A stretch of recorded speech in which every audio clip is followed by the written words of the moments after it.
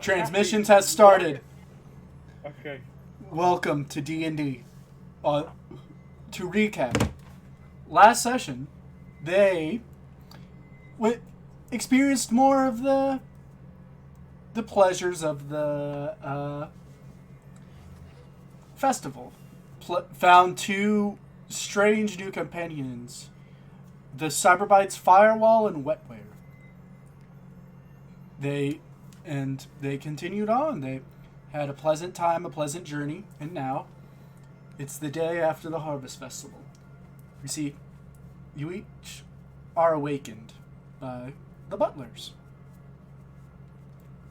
As you smell, dinner is ready. Or breakfast, sorry. Steak on the mind.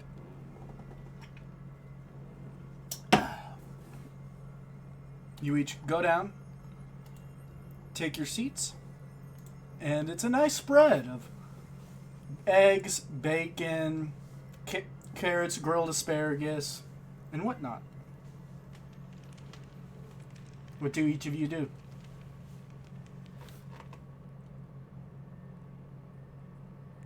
I thank the butler. Which one there's... Oh yeah, Jameson. You think Jameson, the tiefling butler, as right beside of him, Ed, the Goliath, is standing as well. They both seem a little bit happier after yesterday. I join my fellow and look at the dead organic matter that is just, I have no sense of taste or smell, so I'm a little bit perplexed. But, other people seem to be enjoying it. And I assume everyone else is just fine and dandy? She's daydreaming. She's completely out of it. You watch as you hear as she taps your shoulder, as Et taps your shoulder and says, I think he wants to see something, madame. Huh? I need to... Huh?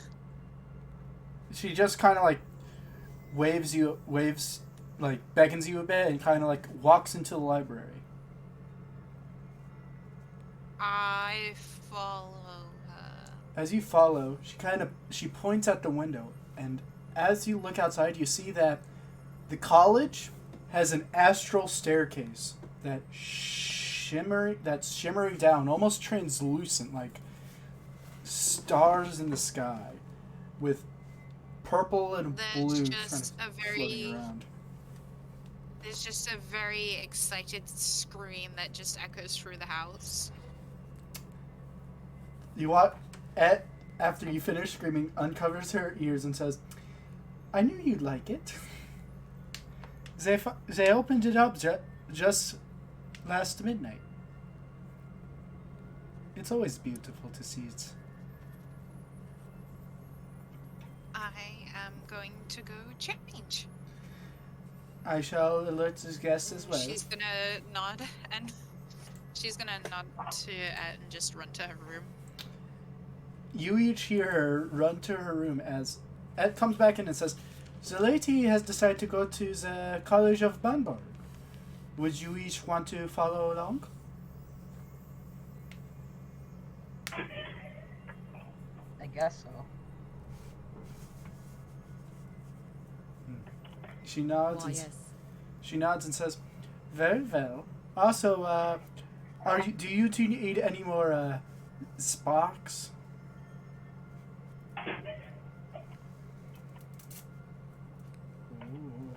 Why, yes, thank you. I would also enjoy the sparks. You watch as she points out both her hands and kind of like shoots sparks at you. At both of you. Yeah. My tail's all waggy. After a good bit, Kyung, what dress do you wear as you come down the steps? I'm already looking.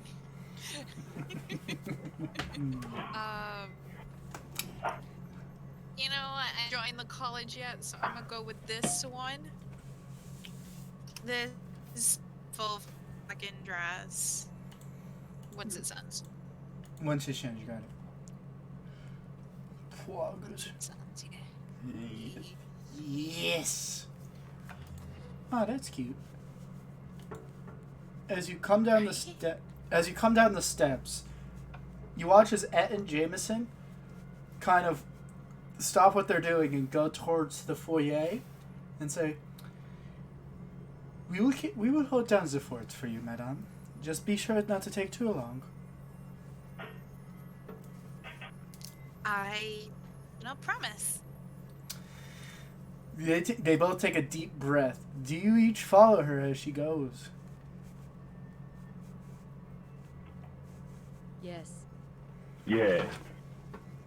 As you each walk out, you see that the staircase kind of ends where right outside the main castle, the castle of Bamberg. As you each go and walk towards, you see lots of college students, many of which a little bit groggy from last night, are walking with y'all. And you see two of them join up with y'all.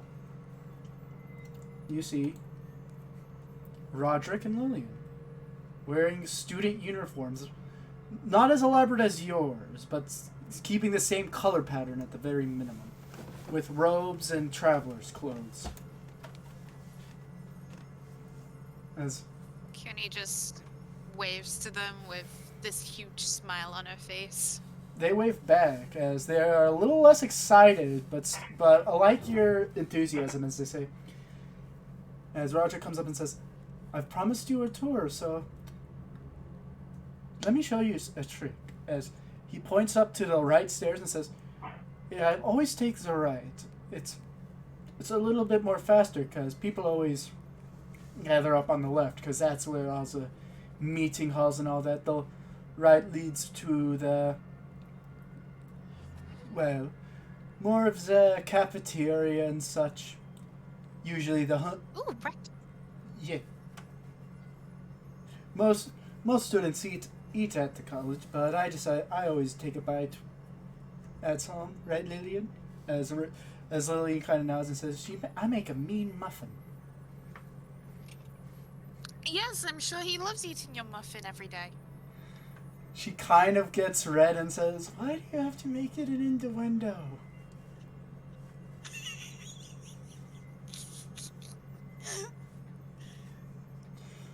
As you follow... She's just laughing her ass off. As you cheerfully laugh, you go up through the right staircase, y'all. As the left one is tightly packed. Almost... You know the high school hallways where it's like just a mass of people walking up? It's just that. Ew. On the right side. On the left side, it's more of like, you know, the band hall where it's like people just like sitting on the steps talking to each other right before college starts. As you're walking up, you finally get a better look, as the college was so high, all you could see mostly was the crystals and some of the higher towers. You finally see how it looks. So let me pull this up. You see this giant, almost castle-like building with 12 halls. With, wait a second. Yeah, 12 halls. Shimmering. And in the center of these is a giant clock tower and many smaller buildings that act as cafeterias, dormitories, and the such. You notice that each hall is glittering with a different type of magic, except for two. One that seems to be, well, covered in soot, with that you can even smell from walking up, reeks of chemicals. And another one, almost like looking like a giant gearbox, with gears turning out on the outside,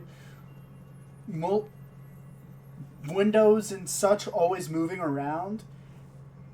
It looks very strange.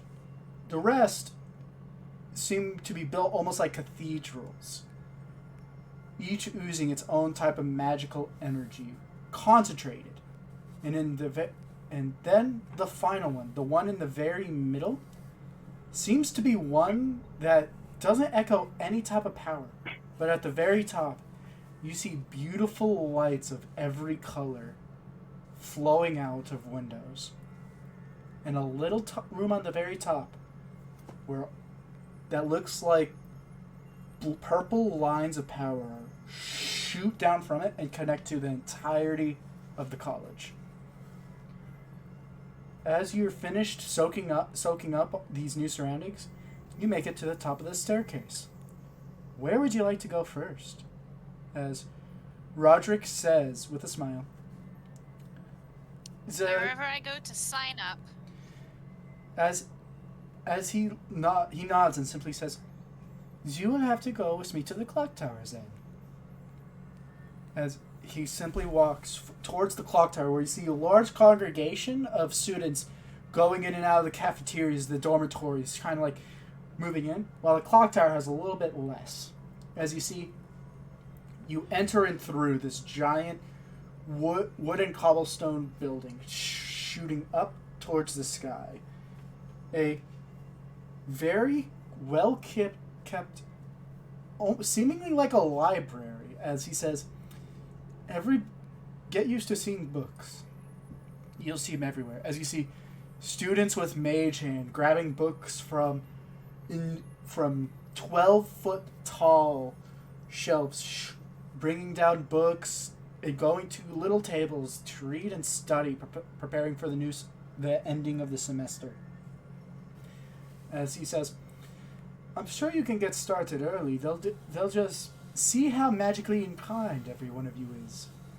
As you see a little reception area where you see a clockwork man made of bronze gears and whatnot, standing on a giant stilt right behind of a glass pane. As you approach, its eyes kind of like glow a soft blue, and the little holes where its mouth is boom out a very soft voice that says, "Roderick, it has been a long while. Enjoyed the festival?" As its head kind of like swivels 180 degrees and says, "It seems you've brought more than just Lillian this time." As it's already writing down something on a piece of paper. Roderick looks and says, "These are new, magic users interested in the college. I'm sure, most of them. I'm not sure about every single one. Why don't you all introduce yourselves? This is, he kind of coughs for a second and says, this is what we call Mr. Copper. He's the basic receptionist on the clock tower. Controls the entire building."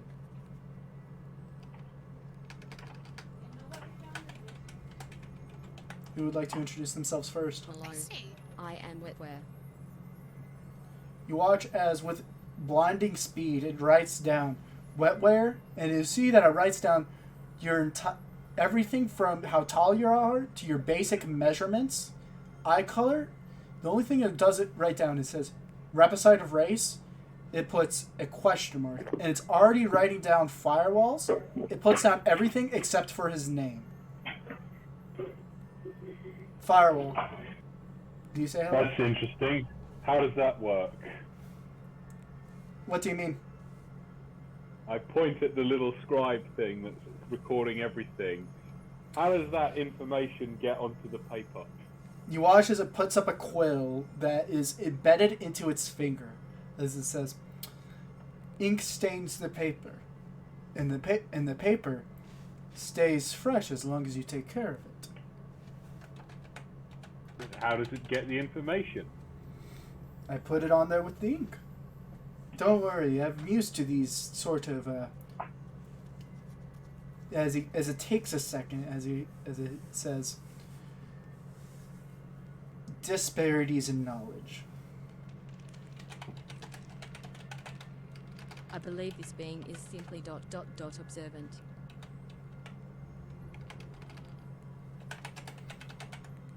As it says, may I get your name? College. I am Firewall. It writes that down and says, and then you.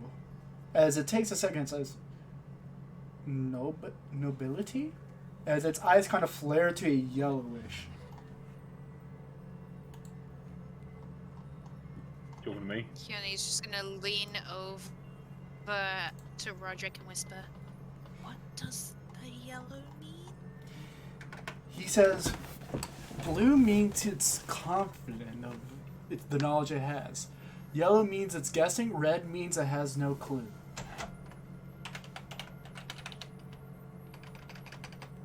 You'll get used to it. I understand, but what are you questioning? It takes a second, and with a simple scan, looking over your top, I was like, the dress is very well made. Thank you. As it writes down your basic measurements and all that, and says, name, and before you continue on, I'd like to know magics. How powerful each of you are will be tested by the different professors as the trial to determine where your station is. I can sense that you are powerful, but everyone needs a second to find the perfect spot.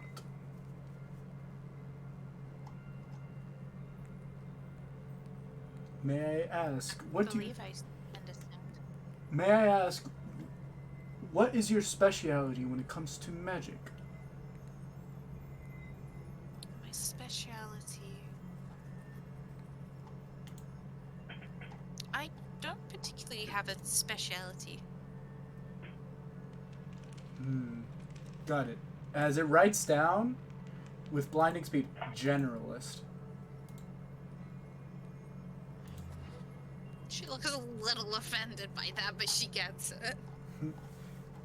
And you two, Wetware and Firewall.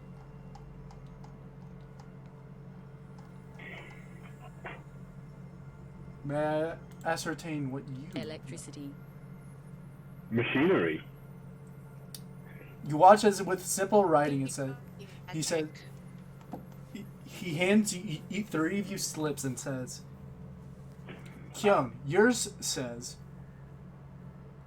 Test out what you wish to know. And writes down every hall. The Hall of Evocation throughout to even the Hall of Necromancy. Wetware, it writes down Evocation for you. And says, this might be a better fit for you. And for you, Firewall, it writes down in the Hall of Invention.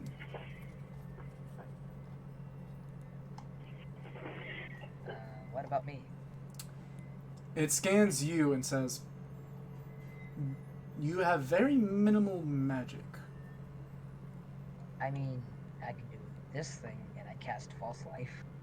You do so, and it says, Simply enveloped by a pale bubble. as you do that, it asks, is that all you can do? I can kind of turn invisible, I guess? I don't know. I don't use it much. It's kind of nods and says, you would be put into the Paladin sector. Ooh. Though I cannot guarantee your success, as it writes you a simple slip, as it quickly ascertains your knowledge as well. One more thing. I thank the man. I get on all fours and stretch, preparing to scuttle off to my new location. As you prepare, it says with a simple, well, it just says simply, no running. I never gave it my name. You never gave... Oh, I thought you did. No, you never gave me the chance to. Oh, I'm sorry. Without scuttling. No scuttling either. As Do you tell him the name? Skittering. She tells it her first name and her title, What's your title? but she will not I guess it's princess. But she does not disclose her last name. After writing that final piece of information, it says no scuttling. As you watch as it kind of he sinks its hands down, and you watch as all of the paper goes into there, and you watch as purple magical energy shoots out and says, all the professors are now getting the details of you and your informations. Be wary, rabbit folk. As it kind of turns its body around, and it goes towards the wall for a second, looking through the books, picks out one and says, royalty is treated just the same as the others, as it puts down a rulebook of the college. I wouldn't expect it any differently. We always have to make sure. There are some. Its eyes turns red for a brief moment and says, who think otherwise? Well, it would be nice to meet other royals either way. It takes a deep breath and says, simply, the Glamis family is, as it takes a second and says, in the prestigious students section. You will not be able to meet them otherwise. How do I become prestigious? Prove you are proficient in all skills of magic.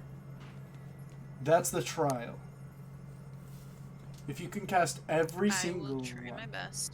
If you can cast every single type of spell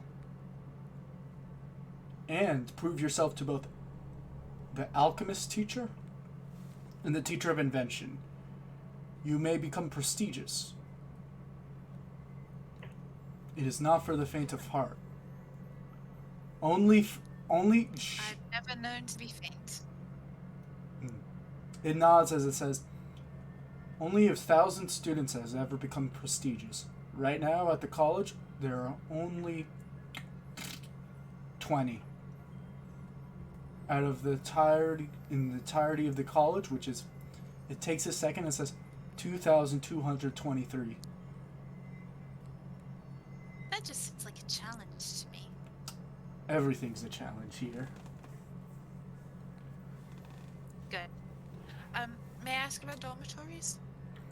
If you may, it takes a second and says, all dormitories are provided, but it takes a second and says, information has been collected that you live in a manor nearby.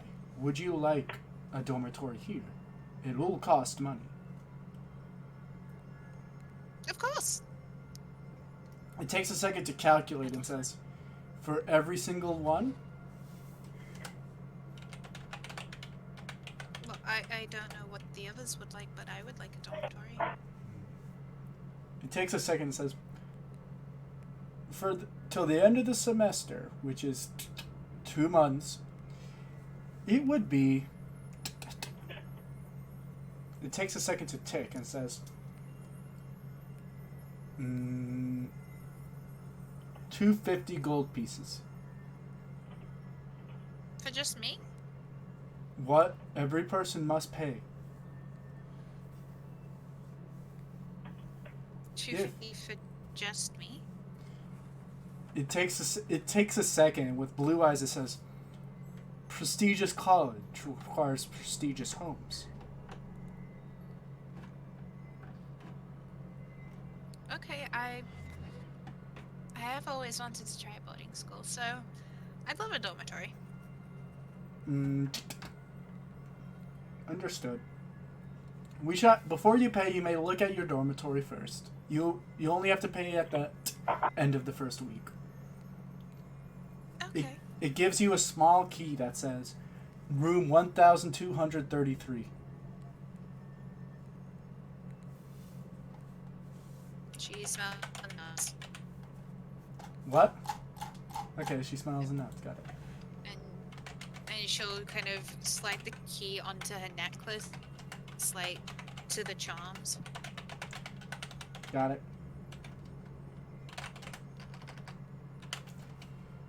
You do so. I'll pay within the week. As you leave, it says one last time to wetware, no skittering.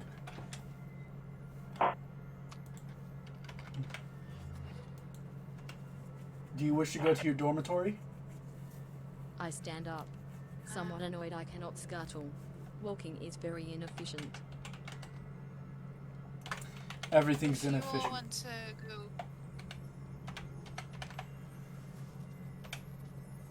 if you want to all go see your classes, I'm gonna go check out my dormitory. As you say that, Roderick says, I'm probably going to have to lead you to it. She nods, and she looks at everyone else. I'll see you all at lunch. He nods. Goodbye. We're gonna follow Kyon, then switch over to y'all, okay? So, as you enter, Gotcha. you see staircases moving up and down this, what seems to be a simple small 2-story building, going up and down this impossibly long stretch. As he says, your room number is in the thousands, correct? That's right. Okay, you watch as he walks to this very edge where you see this little abyss, and he says, just hold on to my robe. She does, looking a little confused. You watch as he walks off, and you still holding onto the rope, are pulled with him as he starts to free fall. She just does like the Alice in Wonderland thing where like she's got one hand on his robe, the other hand's just like holding her skirt in place. And as you do, you watch as he kind of like, the key kind of glows for a second as you start to slow down, and you're automatically being pushed towards the right corner as almost effortlessly you land right onto this little balcony where you see your room number saying 1233. As he says, it takes a bit to get used to, but there's your room. Whew. Thank you. That was weird. Just wait for the next part. The next part? Unlock your room. She does so. As you put the key in, you hear a crunch. As you take the key out, the end of it has been bitten off. As you look at the keyhole, and you see where the keyhole was, jagged teeth are there. As it slowly opens up, and you don't see a room, you see a pocket of the astral plane.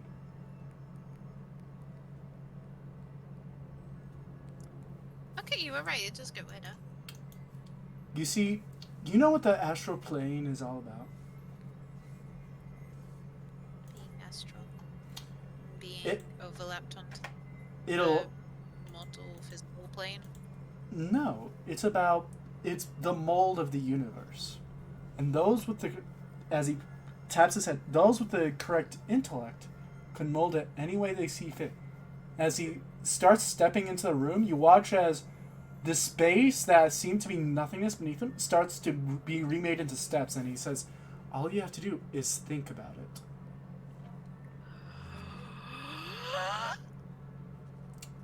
Have fun in here. She steps in. You step in. What do you want your floor to be made of?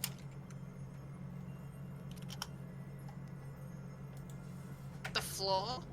Yes. You... Marble. Hold on, let me write this down.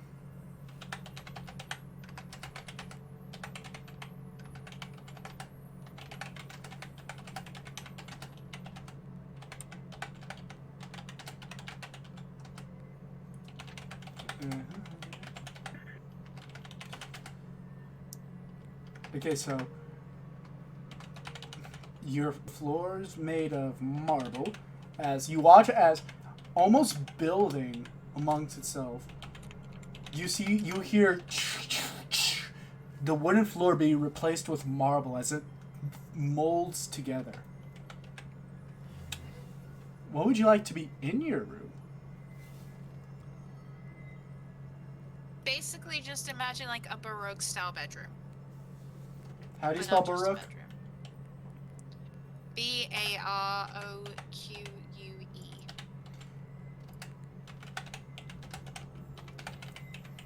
Okay, a Baroque style. So let me look up how this actually looks, because I have a semblance of what it looks like. It's gorgeous. Oh. Gorgeous. So, like, just to make sure, something like this. Where it's like that type of style, right? Yes. Just in general, and then for the bedroom, you'd want something like this. Yes, but a bit more personalized. Okay, got it. You see as this entire, almost giant Baroque style bedroom with a dresser where a giant dresser where you could put all your clothes in, lots of a nice comfy chair where you can sit comfortably and maybe sleep on the little study in case it's the long nights of study, and everything in between with a giant comfy bed and all that. As you hear Roger kind of laugh and says, I think I'm going to leave you to this for a bit. I'll close the door so you can make sure everything's to your liking. She just looks excited as hell. You hear the door closed as you notice something. Your key has been reformed. Huh. Well, There you go. So what else would you like? She's alone, she's just gonna full on like scream like she's been. You know, like when you've been homesick and you finally go home and you just get this overwhelming sense of relief and joy. Yeah. But I need to ask one more thing. What's your intelligence modifier? My intelligence? It's 2. 2. Got it. So the way that the astral plane works, it's based off your intelligence. So right now, what you can make is basically a small house. Got it? Because right now, like 14 intelligence is basically you're a like major league scientist, right? Ah. So right now, you have made basically the foyer. Well, no, you made only the bedroom, so you can make about 5 more rooms. Oh, she's getting to work on that then. Got it. So, what do you want? Bedroom, study, little like conservatory thing. Bathroom. And what was that last one? Bedroom, library, conservatory, bathroom, study. You already got a study. 1, 2, 3, 4. You need. Oh yeah, study would be the library, duh. So library. No, library and study are together. Okay, I'll just put it as library because why not? And the final thing.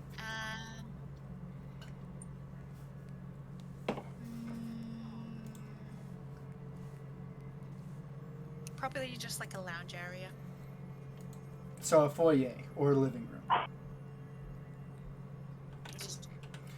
As you. It's not a foyer, because foyer is just like that small room where the door is. Got it. And stuff. As you finish up, you have a picturesque room full of everything you desire. All of the rooms are filled with books, although they are of prior knowledge, so they're nothing new. For example, memory, like picture books of memories, moving memories, in fact, and stories from your life. You Harry Potter nerd. Yeah. And everything seems to be great, except right beside your nightstand, there's something that you didn't imagine. A little pot Jeez. with fey flowers in it and a letter. A letter? Why the fuck did they put a glove on?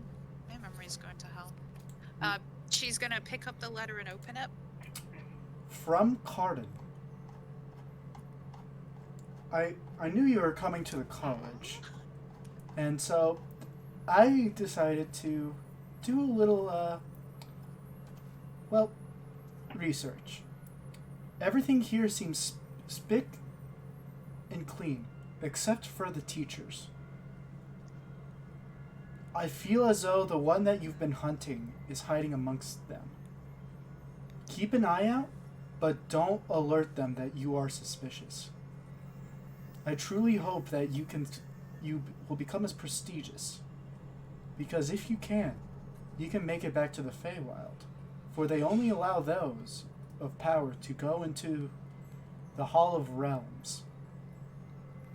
There, hopefully, we can meet and you'll be home again.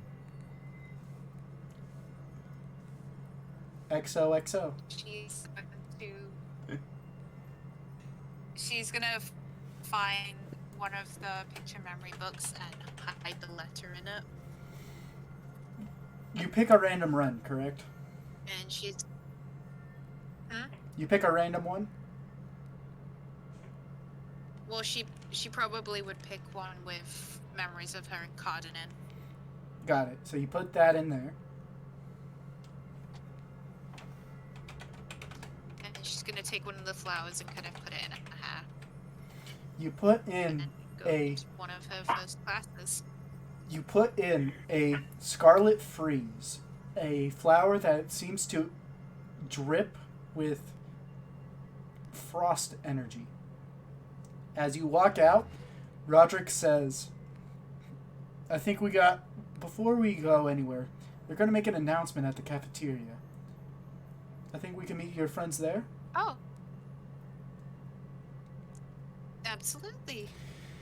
Okay, let's do this again. Frederick, Yes? while we're there, if you see any of the other royals he mentioned, could you point them out to me? There's only one.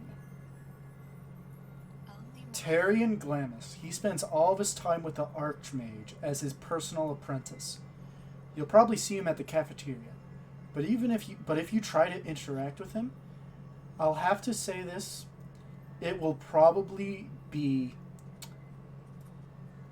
if you're not the most lucky person in the world, he could have you more than expelled from this school. He can have you expelled from this country. Really?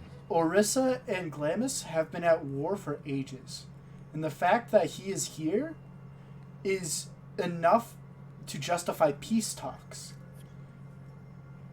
If he is... So one offense, One offense, and I can forget any chance I have of going home.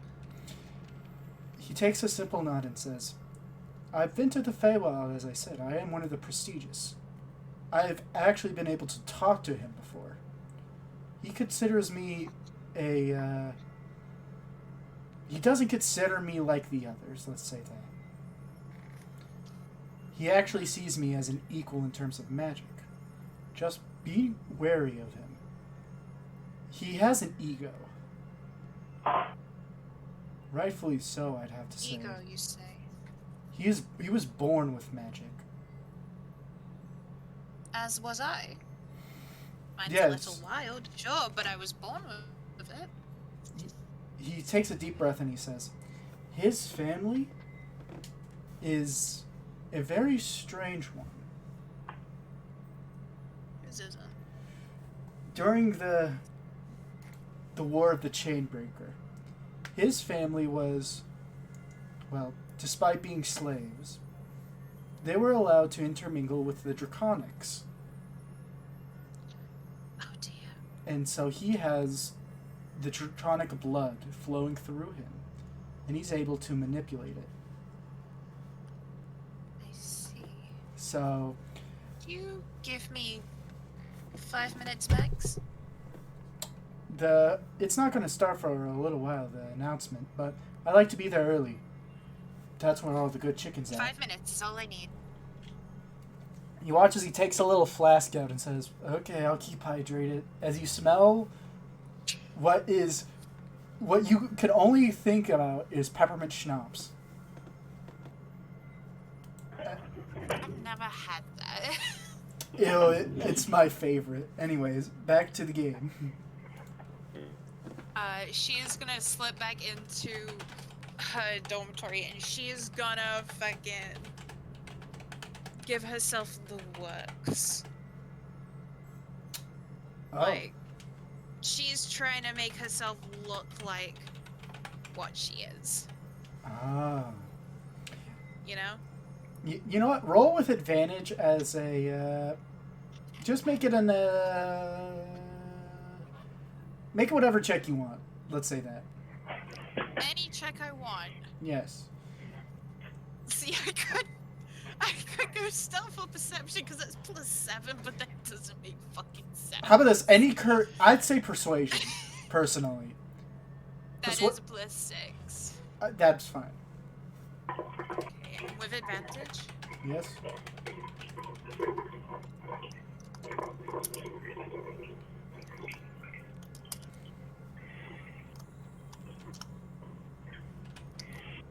It's dirty, but it's there. You got a nat one too, god damn. That could have been bad.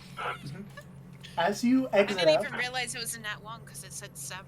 you braid your hair expertly, making it into a tight, but still keeping the length, making it pristine. You put on enough makeup to make yourself look much more pretty, but without looking like you're putting on enough to hide yourself. You Like, naturally stunning type. yes, your dress already fantastic. You make it look like it's entwined with platinum and gold. Oh no, she changed dresses. Oh, she changed dresses? Like, originally that was her I'm going to school outfit. This is now the... What dress do you choose? I'm gonna have to tell you that in a bit, because there's a lot to choose.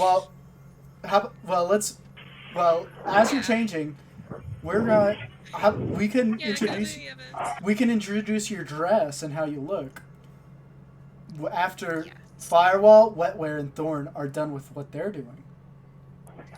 Yes. So Firewall, Thorn, and Wetware, where do you go after Roderick and Kyung disappeared? I simply walk through the hallways, trying to find the door I was assigned to. You weren't a sword. Did you pay the money for a door? Actually, how much is it? I don't 250. know. 250 gold. For a month. Okay. No, for a semester. Yeah, I have enough. What's your intelligence modifier? And what does Wetware and Firewall do? Well, me and Wetware don't need to sleep, so can we just stand outside when it's nighttime? It's what? Yeah, of course. Yeah, because we don't have any money. Well, you just go back to the manor. Oh yeah. They're just buying dorms for the sake of dorms. So, do you wish to follow Thorn to his dorm? Maybe he can just share. Yeah, I'll do that. What are all of y'all intelligence modifiers? Just tell me them now. Like, put it in general. Sure. Oh God. Cassie, do you know your Wetware? Do you know your intelligence modifier?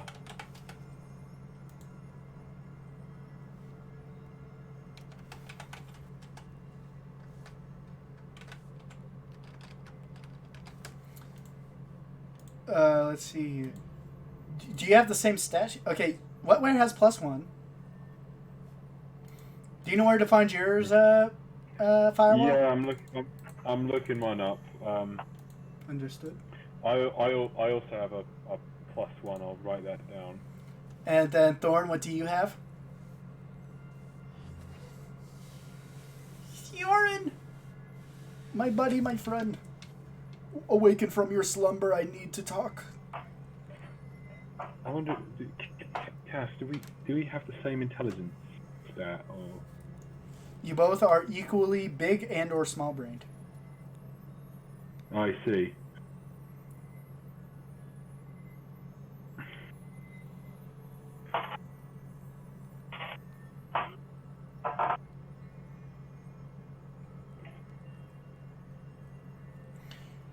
Then let's see. Where's Thorn, man?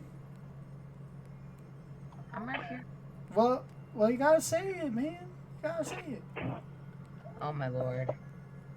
It's alright. But, so what's your intelligence modifier? 1. Okay, everyone has 1, so in total that's a +3, so you can make a 7-room house as you walk in, as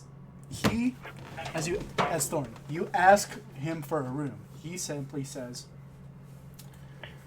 if you're going to share a room with them, I can give you a discount. It'll be only 200 gold. Don't mind if I do. Alright. Yeah, we'll bum with you, Thorin, to get you a discount.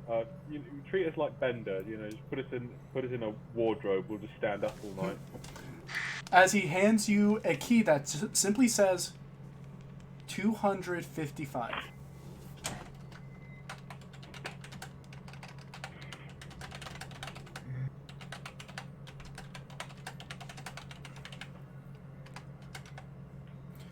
Guess I gotta find the room now. As you both go into there, you see what seems to be just a giant...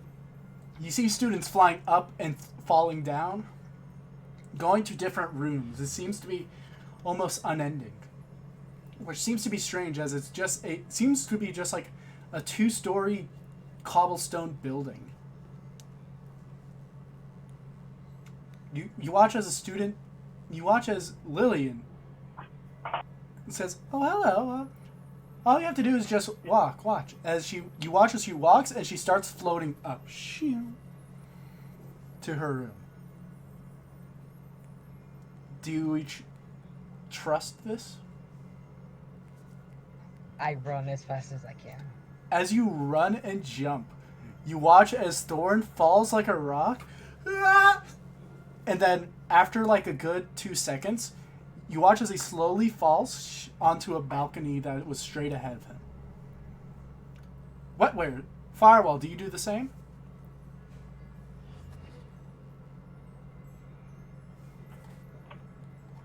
Wetware, Firewall? Hang on. She's typing, so. Got it. I was currently debating with what constitutes a walk and what constitutes a scuttle, and wondering where a slide falls on that. I decide against it and just walk. As you walk, you watch as Wetware kind of slowly walks in like a curved, in like a slope towards the room, and stops right at the door. And Firewall, it's your turn.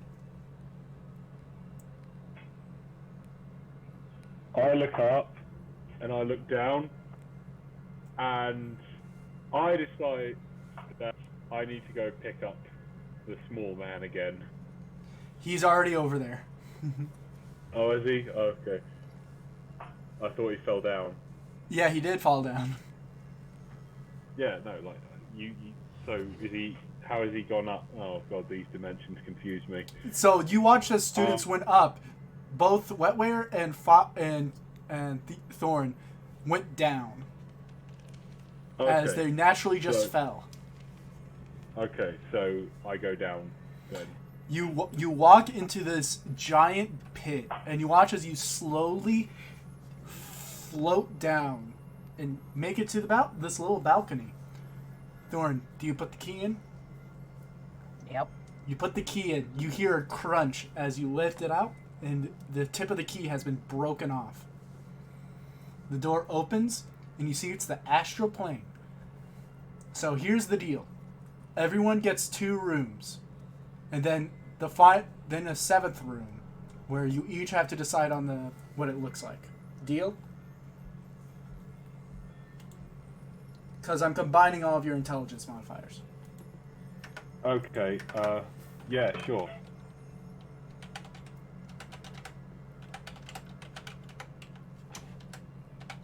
Okay, so everyone puts down what Sounds they good. want their rooms to be made of. Let's start with firewall first. Okay. I imagine my room just to be this giant silicon chip. Silicon? Green. Yeah, like it's all green. There's like copper lines all over the place. It's nice and computery. So like a motherboard? Yeah. And then your other room? Do I really need one? You don't, but you get one. Yeah. Well, like, what do I need though? Like, You can make electricity. Yeah, like I put a generator in there, I guess. Okay. What do you do? What, Cassie? She just put it in the text box. Yeah. Delicious and nutritious.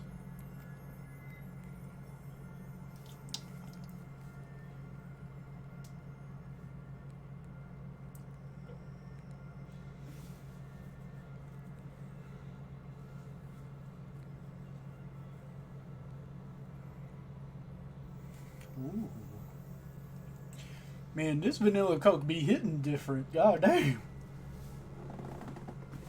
You ever see me again and I will actually hate you. My room is similar to 5 walls. My room is also a circuit-like void, but I combine it with a generating pylon. My food and my space are in one room. Got it. With the other room, Got it. And finally, Thorin. I pile it high. Hat. Probably just a normal With room plush of the dolls. kind. A few carpets here and there. So I'm just gonna put down a regular tavern-like room. That seems accurate. And one more thing. Hmm. Your own brewery. Oh yeah, definitely. There we go. And then the final room. Everyone has one say in it. Everyone say an adjective, and I'll make the room. Because this is basically everyone's mind mixing together into one, like, place. Only one Like a adjective. common area. Yeah.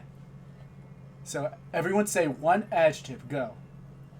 Let's start with wetware, because Cassie's typing something already. Cartoony. Okay, cartoony, Electric. electric, and Thorn. What's the final word?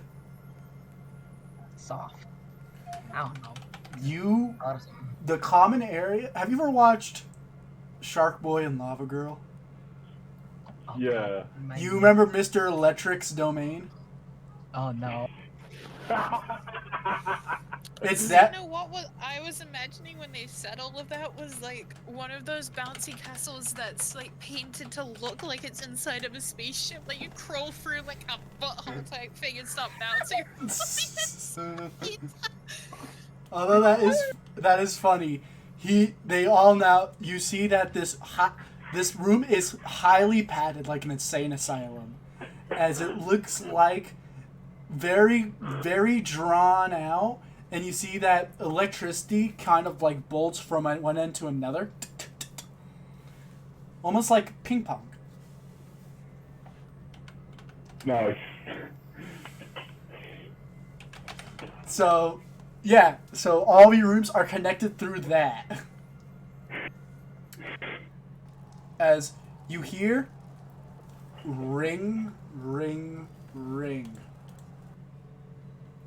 The clock tower tolls. As now, it's time for everyone to go to the cafeteria. You each float up and walk your way to the cafeteria where you see everyone's there. Mm-hmm. And you see Kyon, Roderick, and Lillian. Kyon, what are you wearing? I am so glad you want to know, because I found a whole ass outfit. Yeah.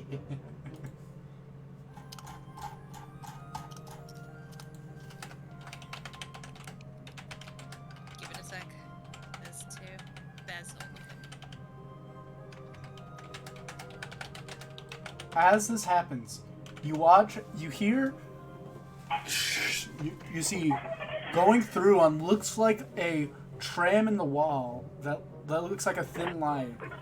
Mr. Copper comes, and you see all the teachers have been there, are sitting at this long ass table in the very front.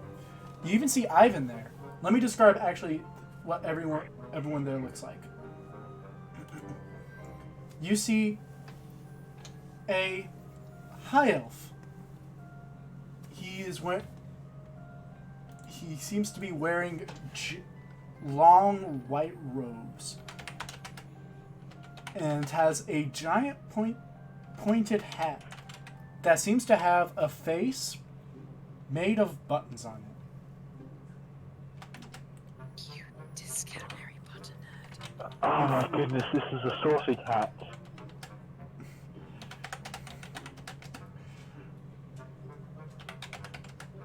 As he, Discount Harry Potter. and you see that his face is old, which, considering he is an high elf, he probably lived through the Great War himself. That's impressive. He is bald, and his skin is extraordinarily tanned, to the point where he looks like he's been sun bleached.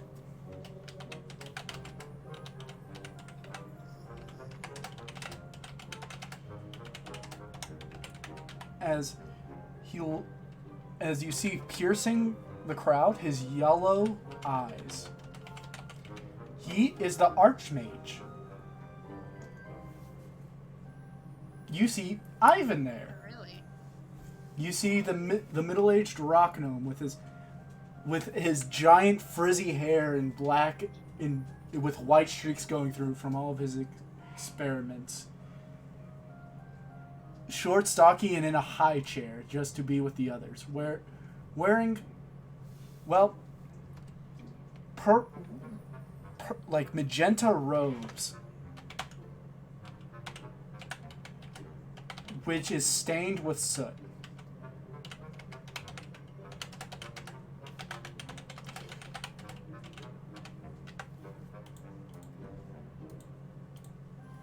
Next, you see another one in a high chair, a female halfling looking about middle-aged, long with short blonde hair,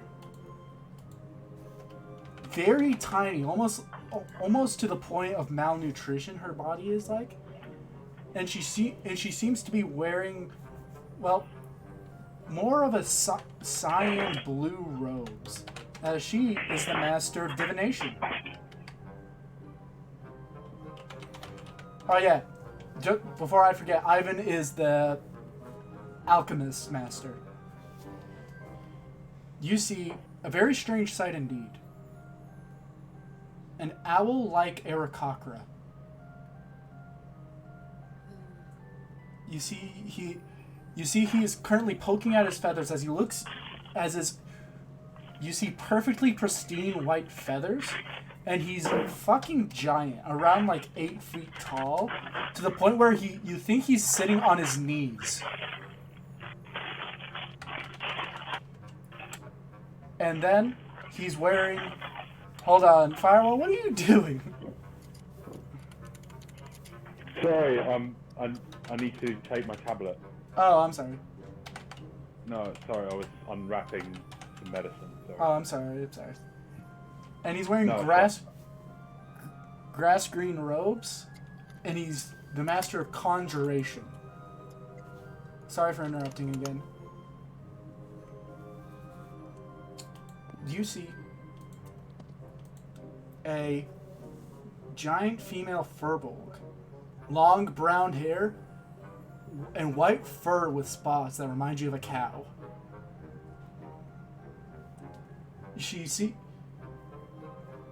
And you see that her body seems to be very well toned. As she's the youngest out of the group, seemingly the same age as Kyon. As she is wearing gray robes. And is the master of abjuration. You see another human, seemingly the same age as the halfling. Pale skin, shaven brunette hair, and seemingly he seems very handsome and only seems like, well, slightly miffed at just being there. Mood. As he's wearing pure crimson red robes, as he's the master of evocation. You see a Kenku. Black feathers, small frame. As, well, she's on an even higher chair than the other two. As it kind of wearing dark blue robes. She's the master of illusions.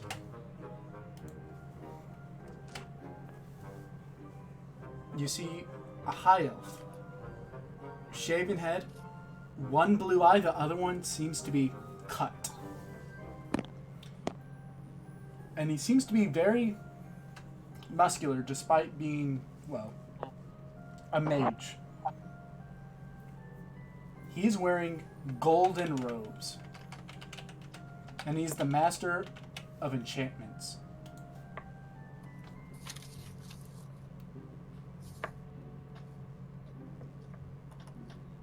You see something very strange. A Is it Yanti... Dalton in an academic hat? No, it's a Yanti abomination. Oh. Red scales, with some of them even falling off due to his age. Though you see that he's, despite his age, he is still keeping fit.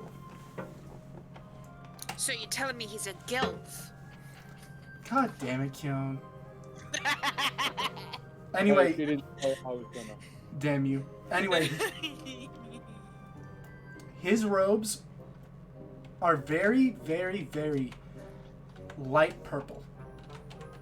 And he's the master of transmutation. And then you see, wearing completely black robes, a tiefling of Despater. Coal black skin and glowing purple eyes. Goat-like horns that have been shaven down to just nubs. That just sounds painful.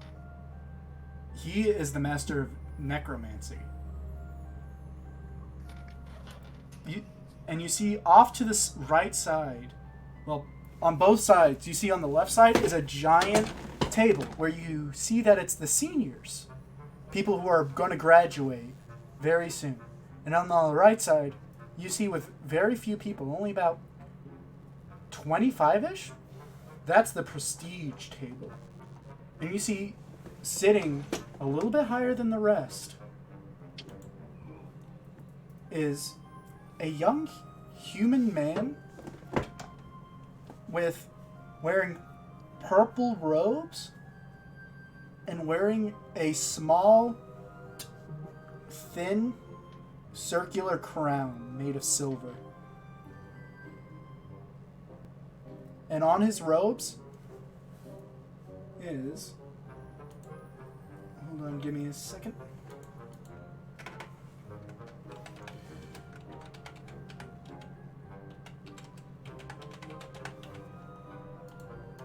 There we go. Let me make sure I get this right.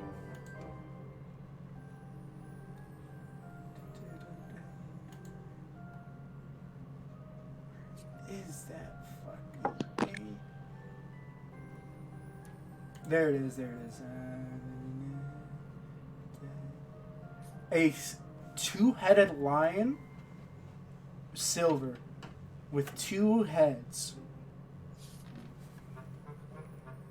Right on his chest of his very well made clothes.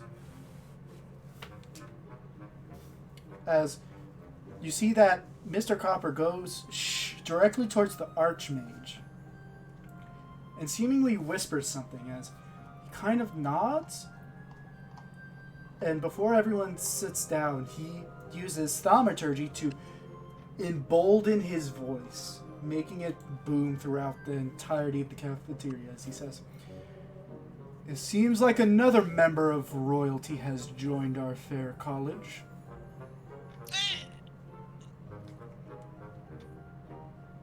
As Keone just kind of freezes where she stood. I see what you did there. As you watch as he takes out a piece of paper, as he says, "Keone, please approach us." She'll just kind of do like a little, like, clear voice, like, shake herself up like she's got this, and, you know, very, like, she's trying to play into the regal role right now because she's got a job to do.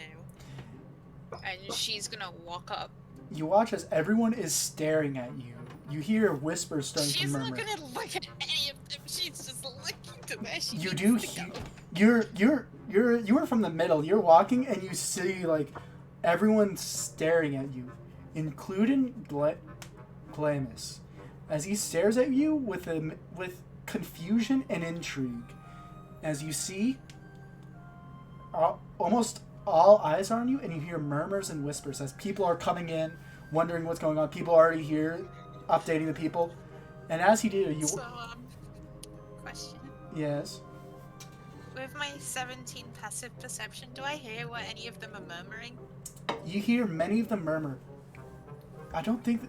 What kind of princess do you think she is? Is she one of giant descent? I don't think so. What? And you hear many murmurs of talking about your beauty, the dress, the hair, everything. And then you hear a very strange one that says, "Do you think she's the fiancée of Glamis? I don't think he has one yet."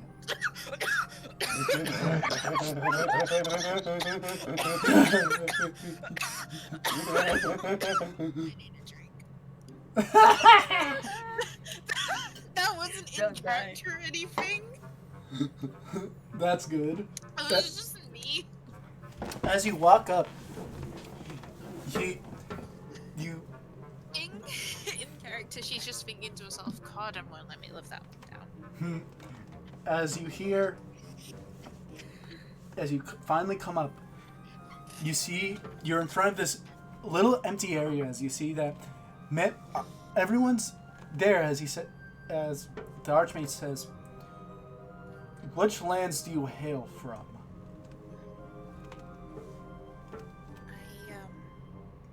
Okay, I gotta double check with you out of character.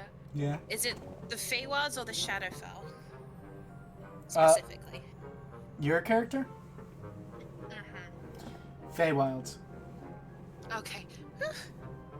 I hail from the Feywilds.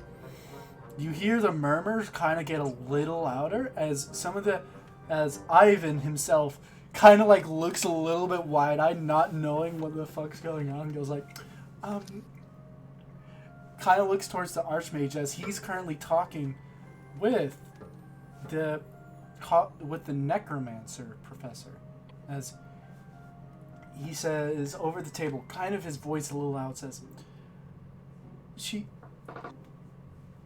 May we ask, which part do you hail from? Saying you hail from the Feywilds is like saying, well, a student hails from Forlorn. He kind of says with like slightly confused and intimidated voice, as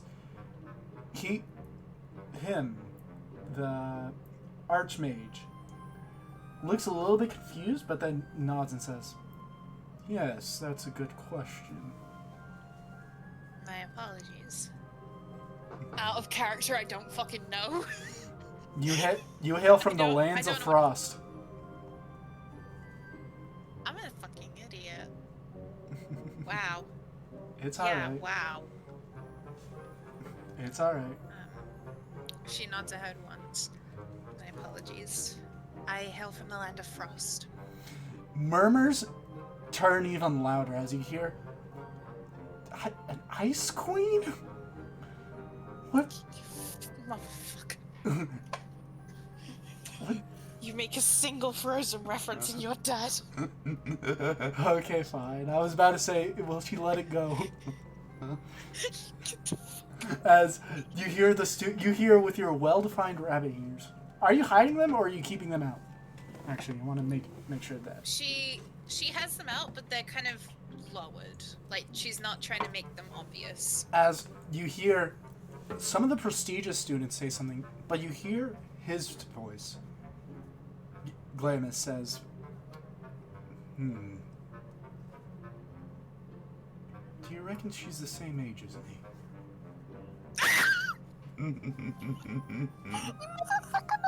Oh my god!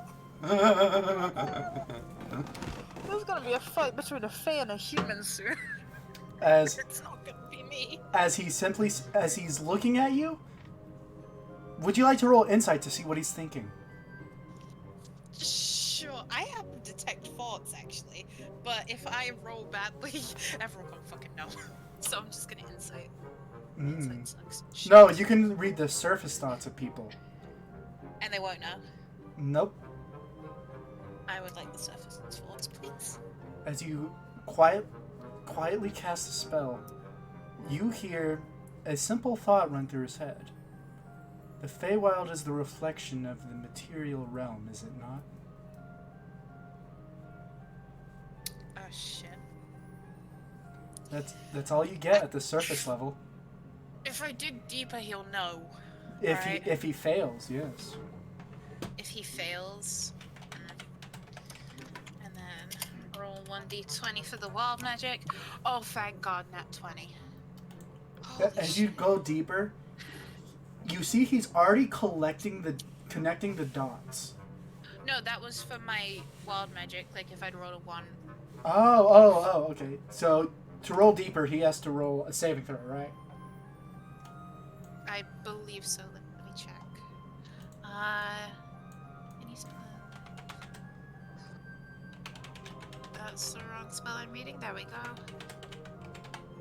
Concentration up to a minute. For the duration, you can read the thoughts of certain creatures. You can focus your mind on anyone.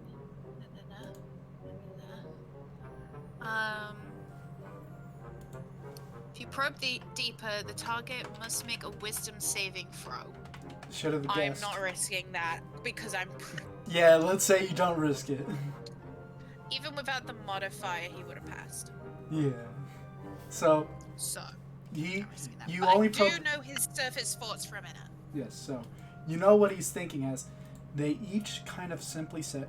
The murmurs kind of get a little quiet down a bit as with a snap empowered by thaumaturgy, it echoes throughout the room, getting everyone's attention as he says,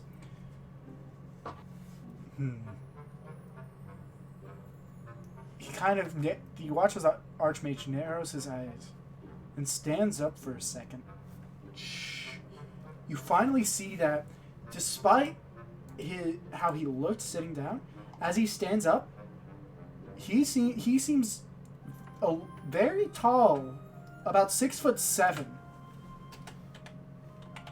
As you see his white robes gleam for a second as he says, "I will not ask for your name, but I will ask what you're called by." Many may refer to me as Keone. I do not reveal my last name due to cultural I know. complications.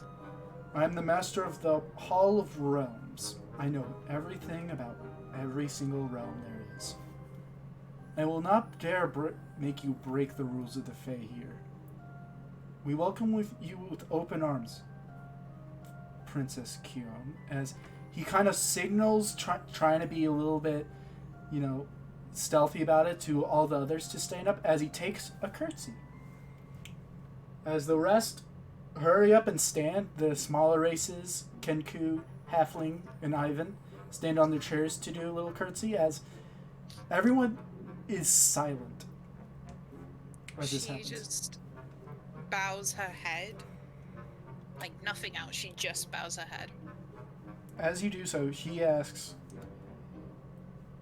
one simple question. Do you truly believe you are proficient in magic?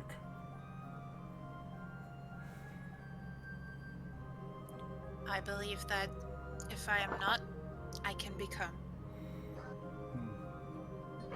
Now, may I I ask? was born with magic in my veins, and I am aware of my fate should I inherit my father. He does a simple nod and asks one more question.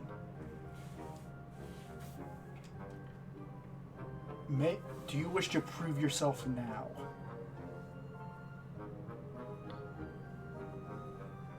I am more than willing to. Mr. Copper. You watch as the robot kind of stands at attention and as it looks towards Kion and he says, you may bring your friends, those of your trusted confidants. I am the master of the Hall of Realms. I believe in a simple phrase. Enter with 10 fingers, leave with 10 fingers. If you do something, I wish for you to leave perfectly the same that you are.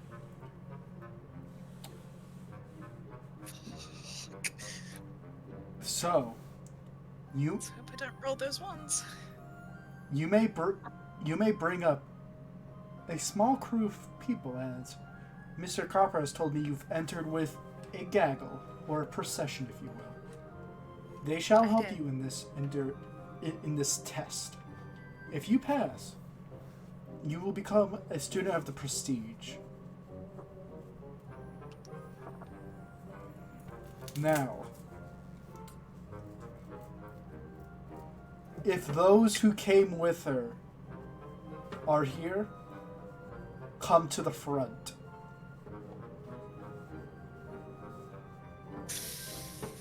Firewall. It's just like a solid fucking wall right now. Like she's not turning, she's not doing nothing. She just has her hands in front of her like this. This is. Wetware, Firewall, and Thorn, would you like to go up? Yeah. Question: during that whole minute of dispel thoughts, what did I hear anything new, anything like that?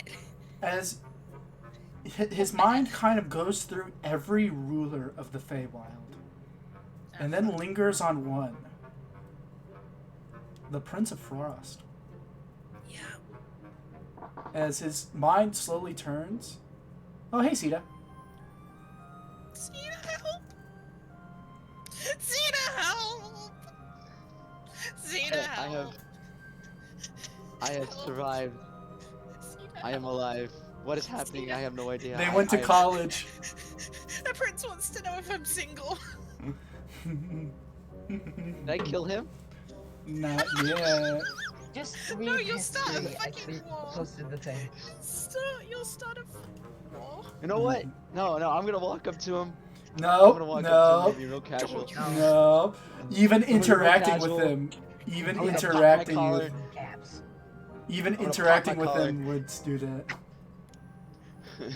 I'll pop my collar and go, hey. Never mind. So, Sita, got you charisma. enter in. Would you like to follow Firewall, Wetware, and Thorn? Firewall and Wetware are giant robots. Oh. A giant It's a robot. thing. It's a thing. Thorin's got some groupies. Well, we're giant and And you just see Keone stood with her back to everyone in like a full-on princess outfit. So do you each go Yeah. and help out Kion? I guess, but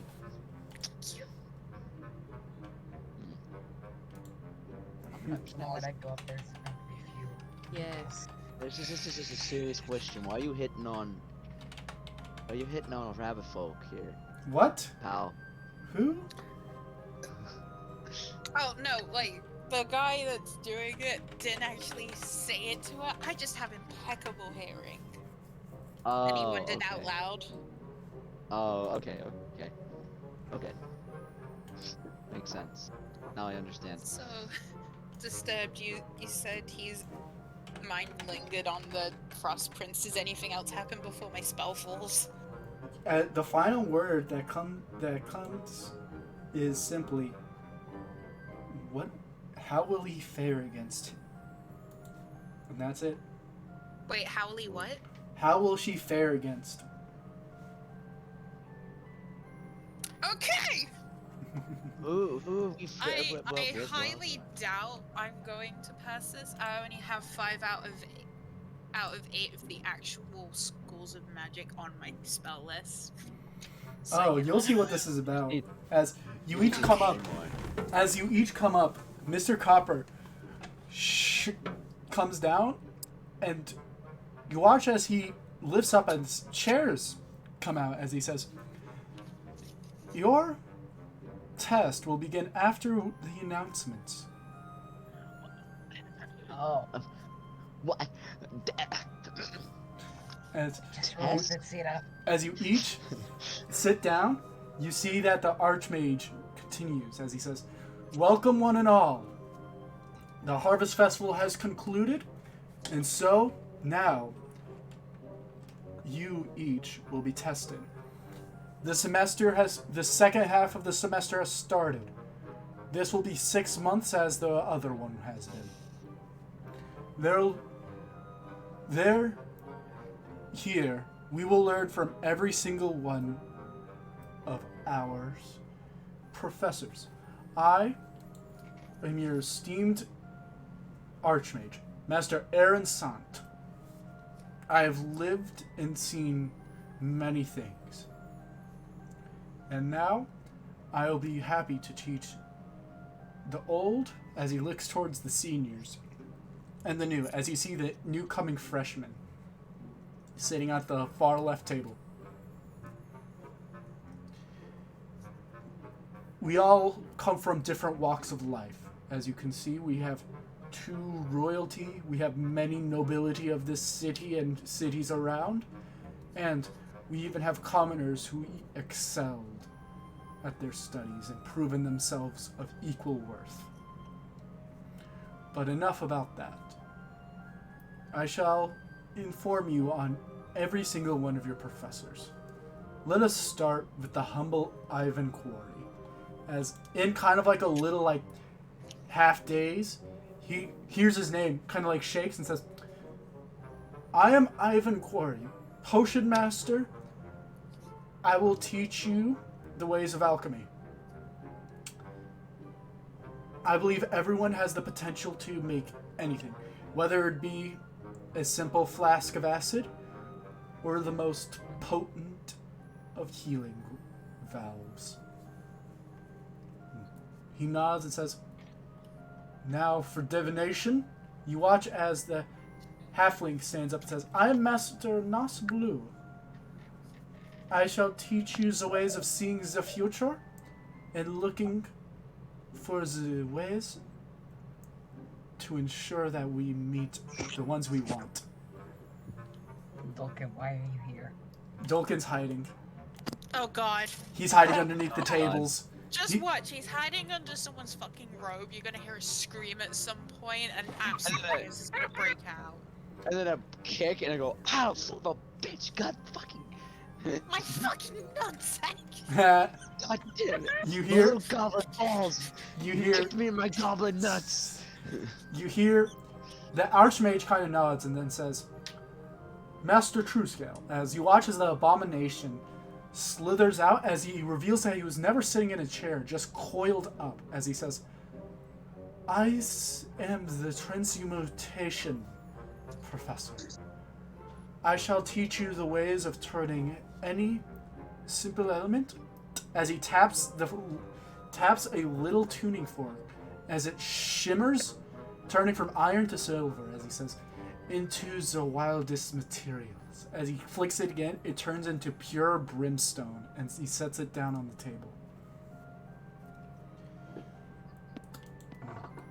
Yeren Kas, as you see the Aarakocra, the giant owl, stands up, and you see that he says, I am the master of conjuration. I will teach you everything you need to know about summoning, whether it be the pixies, fairies, or hellhounds themselves. You must learn how to control those of other planes. As he quickly nods, then suddenly his head kind of like turns as he realizes what he said and kind of like sits back down quietly. Master Core Wallmaker, as you see, the furball stand up and says, I shall teach you the ways of abjuration, the way to weave the magics into a shield, protect yourself from the elements, and ensure the protection of those you hold dear. Evocation, as you see, the pale man stand up, as you see, he says, I am Master Mark Lehman. I shall teach you the ways to harness the elements into forceful blasts to ensure that you survive and everyone else who opposes you fall. Stout, as you watch as the Kenku stands up and says, in a broken, fractured voice, I am Master Stouthive, Master of Illusions. I will teach you to make the impossible real and make the imaginary reality. As the little Kenku sits down again. Master Louis Mier, as you see the high elf with one eye stands up and says, I shall teach you the ways of enchantment and from making your weapons spill out magic to ensuring others are underneath your spell. Everything should be under your control. And then he says, the Archmage with a simple voice, the final professor, necromancy. I know it is taboo, but we teach everyone the ways of every school, no matter what. As you watch as he gets up and nods as he says, I am Master Frank Sinclair. I shall teach you the ways of returning the dead to the earth and bringing them back from the brink. Necromancy may be taboo, but it's still a form of magic you need to respect and learn, whether to be fight it or use it. As he sits down, as you notice that he doesn't have a tail, but instead a nub. Nope. Nope. Nope. It just reminds me of the song from Star Wars where it's like, nub nub. Nah. Oh yeah. And after all that, the Archmage says, you will each be taught in the ways of magic. Some of you already know, some of you might not. Those who do will be tested. Like the royalty in front of us, as he points to Kion and says, our Mr. Copper was once a machine. A machine built for necromancy. A corpse cadaver. Or a cadaver collector, sorry. As he says, he is one of the few that has an innate way of negating magic, unless of high power. These few individuals will be tested to protect the princess from Mr. Copper's advance. If the princess can in time defeat him, make him submit, Oh fuck. she will What? she will be able to make it into the prestige. This fight is what all all prestige must go through before being accepted. For if they can make a corpse cadaver yield, they can make anything yield. Shit. To make him yield, Oh. it's the same way as the Oni fight. You have to get him to half health.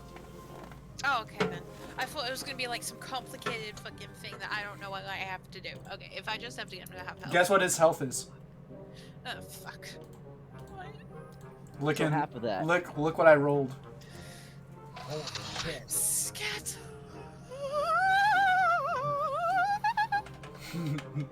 When did I join the fucking opera? We need to get him down to almost. I look away for 2 seconds and somebody like Halloween like. We need to get him down to either What the hell? 98 or 90. We're gonna get him down to 99 hit points. Yep. That's how far we need to. Doesn't matter. Under 100. Let's do this. Is everyone ready? No. Yes. I'm sending the owlbear link. Do I have to fight in this? Everyone's fighting this. Yeah. Oh shit. Okay, we gotta get him to 98 because technically half is 98.5. No, I'm rounding Yeah. up so you guys don't have to work too hard. That's just one health point. That's 1 HP. Sometimes that's all that's Actually, no, needed. 1 HP. Yeah, I was about to say. You, I'm you, gonna keep track of his health I already do that every. Okay, whatever. for my own personal saying of mine. Is everyone ready? Yep. Sure. As Send the link. Yeah. there it is. All right. Here we go. I'm not in a Time good to use the new outfit. magic that I. As Time you to use watch, the new magic that I have gained. as Is everyone watching this?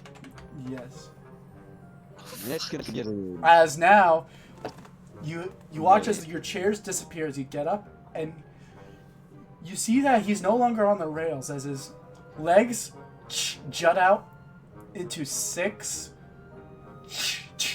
long spider-like legs. His arms Oh. are still the same, except for one difference. The ends of them jet out into almost like spikes. Oh dear God. As his eyes Kind of turn red as he says, "Don't worry. No one has died." Bullshit, but okay. Sita. Sounds. No, that sounds like bullshit. If I die in this. Keone just kind of grabs Sita by the ear, pulls him closer, and whispers to him, Ow, ow, ow, ow. all the information we need kind of relies on me getting into the prestige group, okay? Don't get us Okay, kicked okay. out. Please let go of She my lets ear. go. She does like, Ah, So thank you. Just, I don't want to die. And honestly, Dolkin, you appear from underneath the table. As Right. as guess what?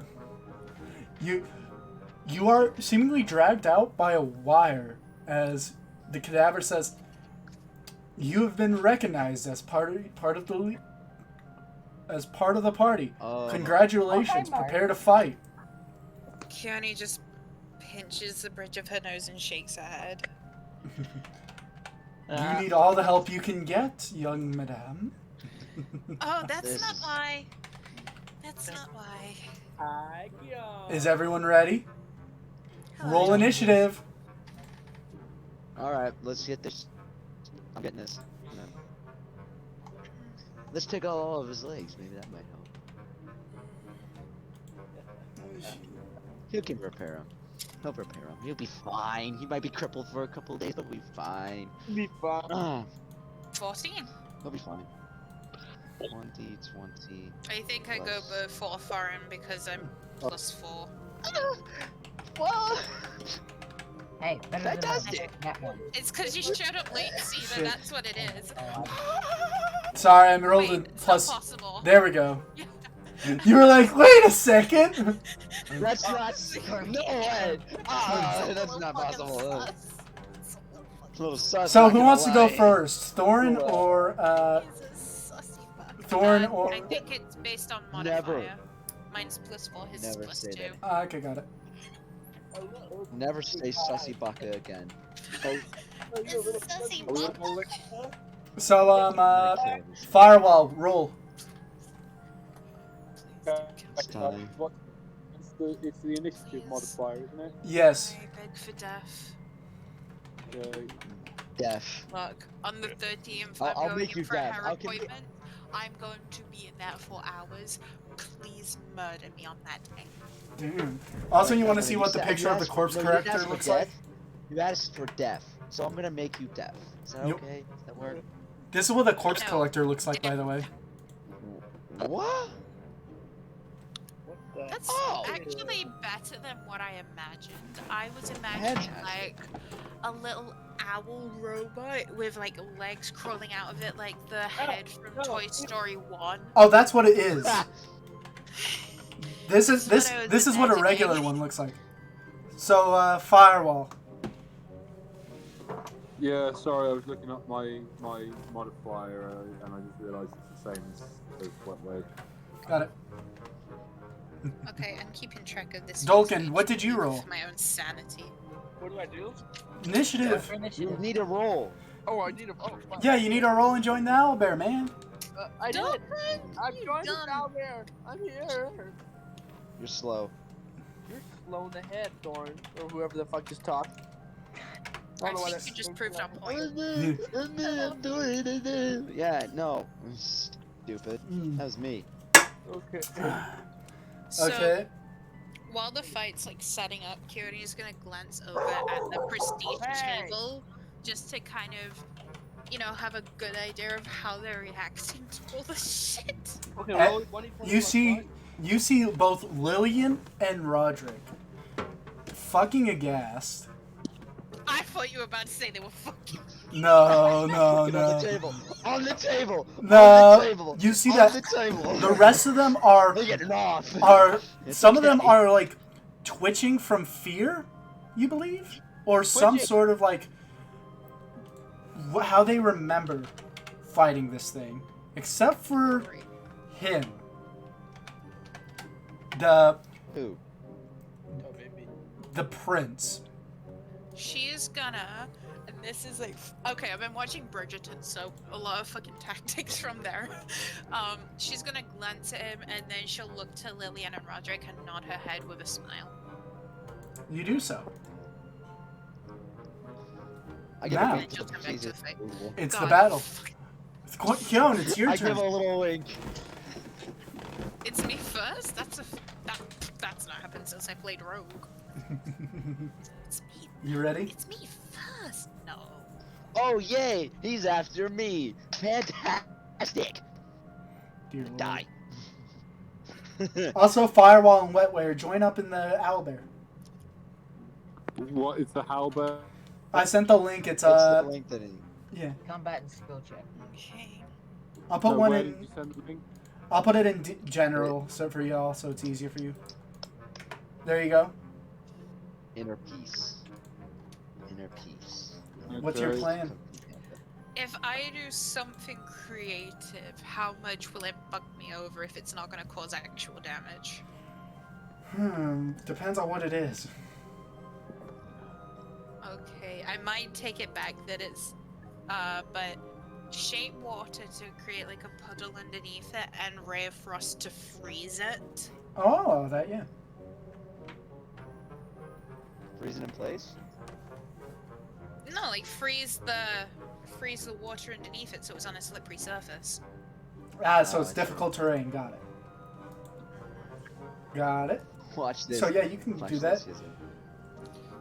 Okey-doke, and because they're both cantrips, I don't have to roll my d20.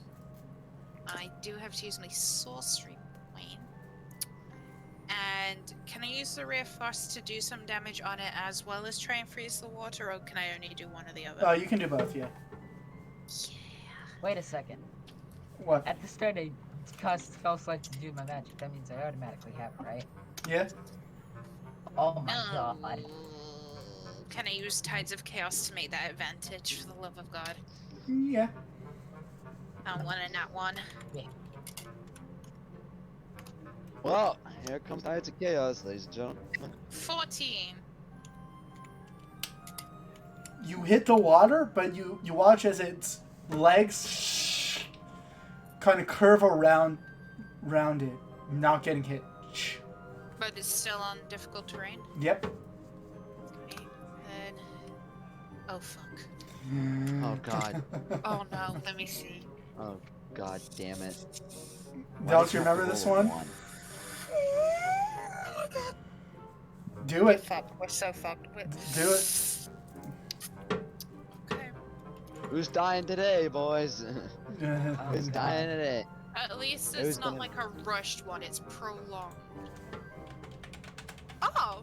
Creatures have disadvantage on saving throws against the next spell you cast in the next minute that involves a saving throw. That means it's regular. Oh. Hell yeah! Wait, I had advantage before? No. That means so.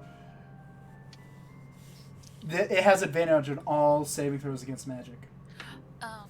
Can you make like an extra channel so I can just put down the notes of what wild magic effects I'm under right now? Because Got otherwise it. I'm gonna lose track so quickly. Got it. Thank you. I'm putting it underneath. Hold on, let's see where it ended up at. Okay. Let's put this right around here. There you go. Where is it? Right under combat and skill checks. Wild magic. Okay. Now, So that it is Thorin's turn. Yay! Thorin, what you got? Running towards him. I'll use sprint to move to the side a bit. Wait, hold on, one more thing. How big was the puddle he made? as big as it will let me. Okay, so you cast Shape Water, right? So I need to do some math here. Excuse me? 5-foot cube. Okay. So I'd say that's about like it's a 5-foot cube, so I'd say it's about 10 feet. So that's exactly how big as it is. God damn it! I'm streaming. Alright, that's my turn. There we go. So it's not great. What did you do? I just moved a bit. I couldn't reach anything. You have javelins though. Oh. Are we supposed to use magic though? He doesn't Thorin have. doesn't really magic. have magic. The only thing I have is false slap. That gives me THP. Yeah. They're all That's right. still necromancy. Yeah. I know. You see, this isn't about a bat. This is about Kyon surviving, not about everyone else. Oh. So that's why he said it's an entourage. It's all for one and one for all. It's Shit. all for one and... That's it. All for one. It's all for one. All for one. All for one. All for Well- one and that one is me. I feel bad now. I feel really... Do you wish to We throw a died- javelin? We died just to get you into prestigious. I'm Yep. killing you as a ghost. Haunting you for the rest of your life. You just Oh. make your next character the ghost version of Cedar. You watch as with a powerful thrower throws a javelin, and as he does, it hits his armor and deals 0 damage. He's immune to all non-magical attacks. I'm worthless. Wow. He's useless. He's useless. Well, you're not really useless. Like, you could become a spike ball and like roll towards him like Sonic. Oh yeah, I want that ability. Dolkin, You your can turn. distract him while the magic's hit him. Alright. Dolkin, it's your turn. You are useless in this fight. What do you do?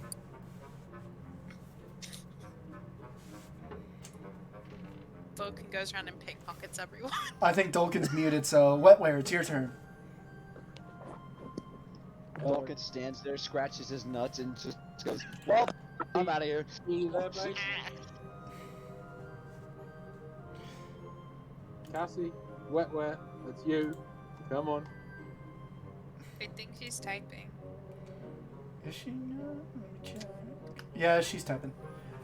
I always have to search through my list of channels.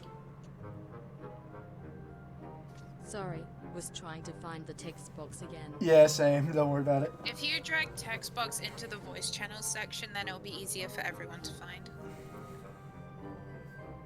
How do I do that? Click drag. Anyways, how far away is it? Well, every tile's 5 feet, so from you it's 5, 10, 15, 20, 25, 30, 35, 40, 45. 45 feet away. Also, I put text box in the voice channel, so y'all will have an easier time. Yeah. You want to hear the music I'm use listening my to? Thunderclap cantrip. Thunder. I have an important question, Cassie. Is Thunderclap for you just clapping your ass cheeks? Yes. Yes!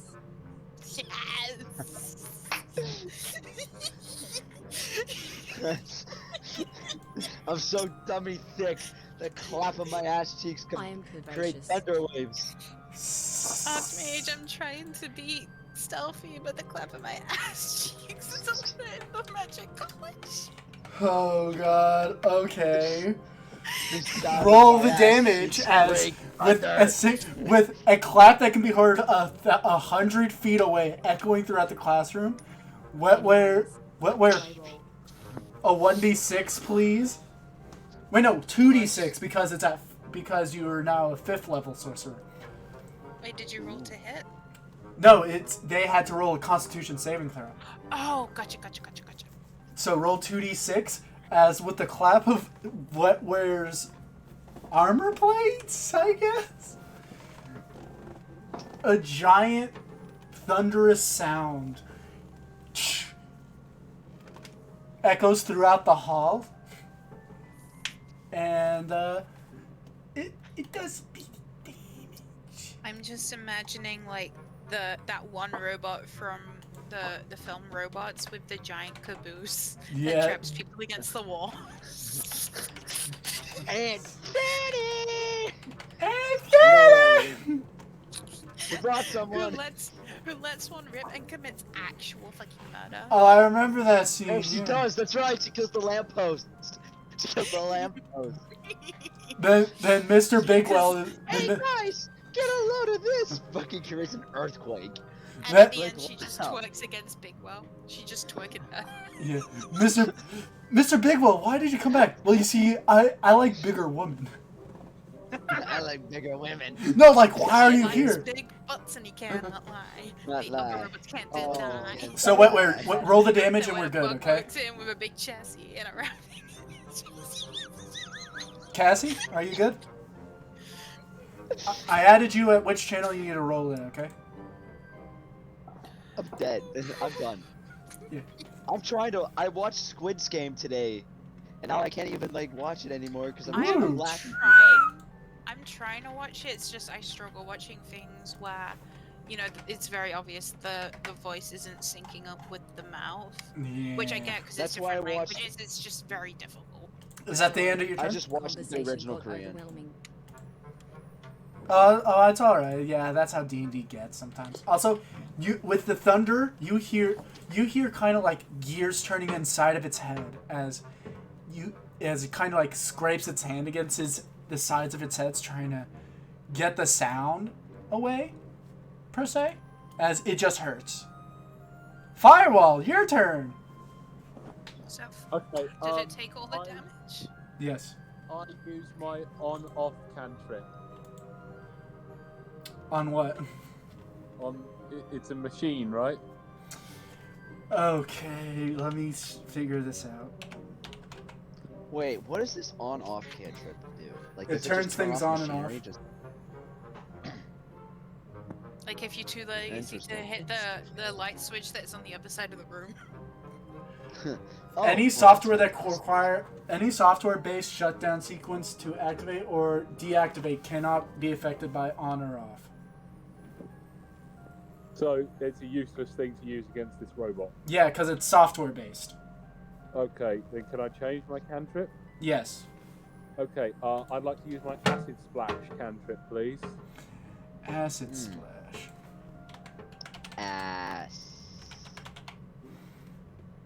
Is that the best you got? I don't know. No, I'm talking about Sita. Yes. You can cast higher level spells if you want. Look, okay, look, I'm just trying to figure out what we're doing here. Okay? You're fighting the robot. Okay. Well, look, none of my higher level spells are offensive. What are they? Oh, they're defensive, right? yeah, like it's mostly stuff like heat metal, fine trap. Heat metal is an offensive spell. Okay. Especially if you use it right. You can Like literally if melt you it have inside. if you have someone captured, you try to get information from them, and they won't tell you anything. You just stuff a bunch of coins in their mouth and threaten to cast heat metal on them. Okay. I'm scared. Is this thing made of metal? Or Yes, some sort of... it's made of copper. Good, because I was afraid it was like one of those Japanese fucking fiberglass cars. Okay. Can I? It's alright. It's alright. These It's things are alright. stupid. I'm sorry. Would you? Stupid. Okay, so let's see here.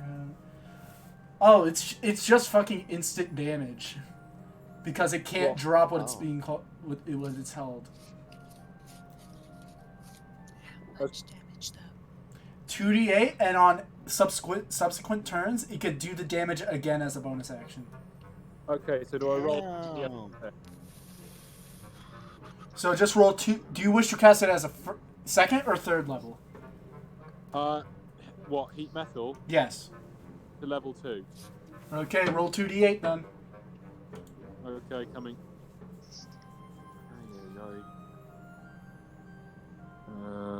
Combat.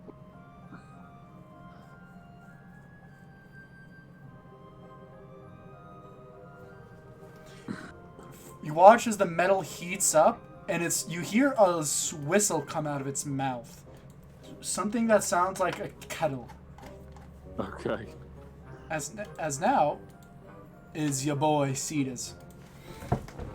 Oh, fantastic. Alright, so I am going to... I hope this is not it. I'm going to cast Inflict Wounds. Do so. You have to. That's a I melee just don't attack, have though. Oh, is that a melee attack? You gotta read your spells before you cast them. Well then, how about this? How about I do Cloud of Daggers? Oh, Cloud of Daggers is so good. Okay. Just don't get hit. Physical? No, it's Ranged. it's a range continuous attack. damage in a specific area as long as you can. It deals concentrate slashing on that. damage, but it's only immune to slashing damage if it's non-magical. Yeah. So let's see. Non-magical. So this is magical. Yeah. Yeah, it is. So do I have to roll the hit, right? Nope, you don't roll anything. Oh. It's a dex save. Because it's Oh, an it's a area of dexterity effect. save. No, it's instant damage. Okay. Oh, it is? Yeah. I So, just and rolled for that. example, Someone's been lying to me in my other game, man. yeah, they have been, because it says as soon as they start their turn in it, they take instant 44 damage. Yeah, they've been telling me. Wow. Why are you rolling, Sita? Oh, do I have to roll damage? No. Yeah, It's the damage. Oh yeah. You gotta roll the damage. At the beginning I of gotta his roll the turn. damage. So, yeah, at the beginning of his turn. Do you end your turn now? Yes. Okay, now roll the damage. Okay. To roll. As he makes has to make a dexterity save throw not to fall over. 7 points of damage. You watch as the daggers spin and cut it. As you hear, it's a long screech as it's cutting its metal. As you hear it fall over, it gets up, spending half of its movement, so 30 feet, and has to walk towards Thorn. 5. And it takes all of its movement to get to the very edge of the cloud of daggers, but it's still inside of it. As it casts Summon Specters. Oh, fuck. What? Danger. as you watch as Thorin, you're fucked.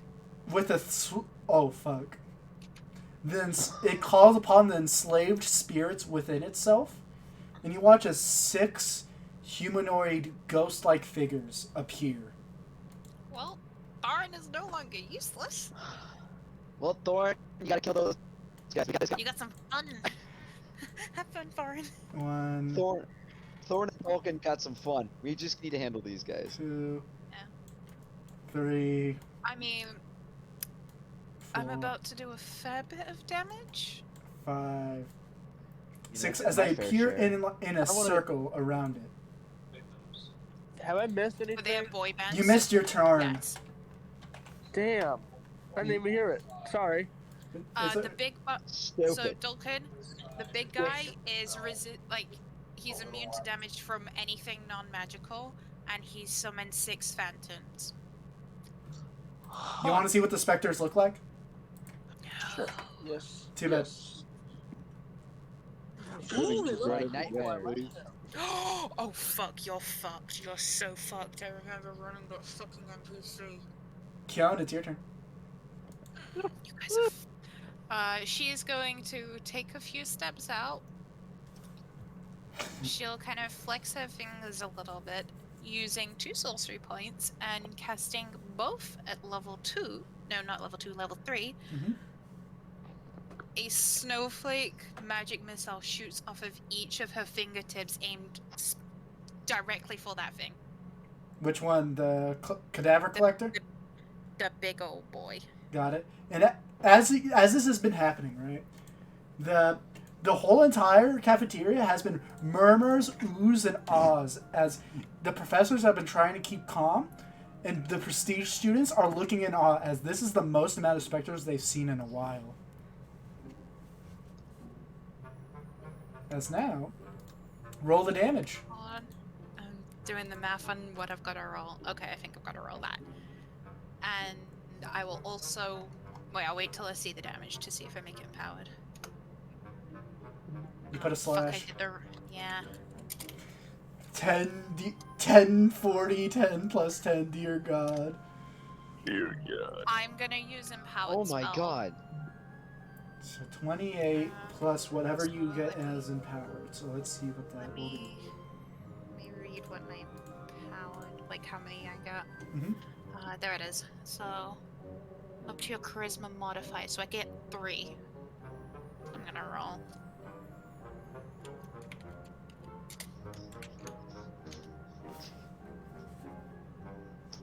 I'm gonna use those 2s, not the 1.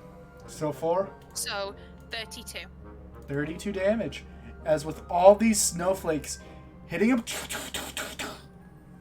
you watch as it staggers for just a second. As it looks at you with glowing, seemingly strange, dark green eyes. What does that mean? Shit. Oh shit. Wait, green. Green. It was red. Now it's green. No, the green, red, and yellow, it determines how much it knows about you. Oh. Oh Now shit! I'm It's scared. learning. Oh, fuck it. Oh. Fuck. It's learning. Oh, fucking lawmonger, man. Thorin, it's your turn. Would you like to attack one of the specters? We just I'm gotta gonna get start wailing. 47 points off of it. Okay, wail at the specter. Oh, hold on, let me put them in the rotation, actually. God damn it, I forgot to do that.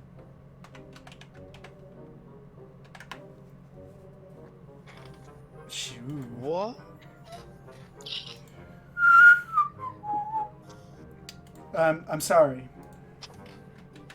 Let's be honest, Magic Missile might be the single best spell in this entire game. It is, actually, yeah. Except for the Wish spell, because the Wish spell is absolutely OP as fuck. But that's like level 9. They'll do their turns after this one, just to give you a moment. I forgot I also have to roll my 1d100.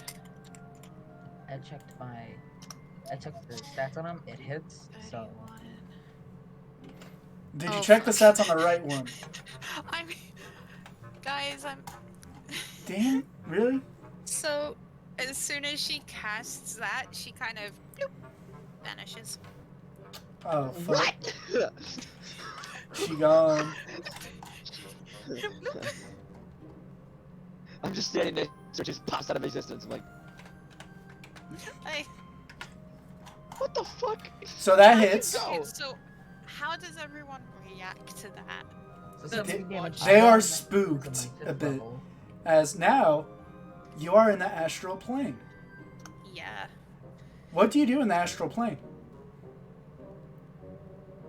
Actually, Just vibe. you know what you see in the astral plane? What do I see? You see the Raven Queen. Just kidding. You see That'd be a terrifying sight. Does it see her in the shower? No, you see, in the astral sea, the corpses of gods is something of a common sight. Some are giant cities, others are basically used as mines, and the oldest one has been scavenged for all of its worth already. Just a mound of bones. What you see is this field of bones and something terrifying there. A giant monster. The most powerful monster you've seen. The Astral Dreadnought. Oh, why? Make a stealth check. Why? What is with creatures? Why? Oh, You fucking gotta get dude, out of there. You gotta get out of there. Get out of there now. Motherfucker, I can't control it. I know. You You have to beat a You gotta 32 get perception. This is bullshit. Whoa. Yep. You want to know Kill one of dice. it? You want to know one of it? My favorite abilities of it? I would like to use Tides of Chaos to have advantage on them, please. Anti-magic cone. Oh no. You ever heard of the sever? Oh. You ever heard of the? Guess what Sever Silver Court does? Don't wanna know. If it lands a critical on you, you die. No. You're joking. No. Wait, instant. Yep. Oh no. I'm just gonna Oh show my back God. up dead. You're in the Family Guy death pose. Anyway, what did you roll? Look at that. What did you roll, Thorn, for damage? Oh yeah, 17.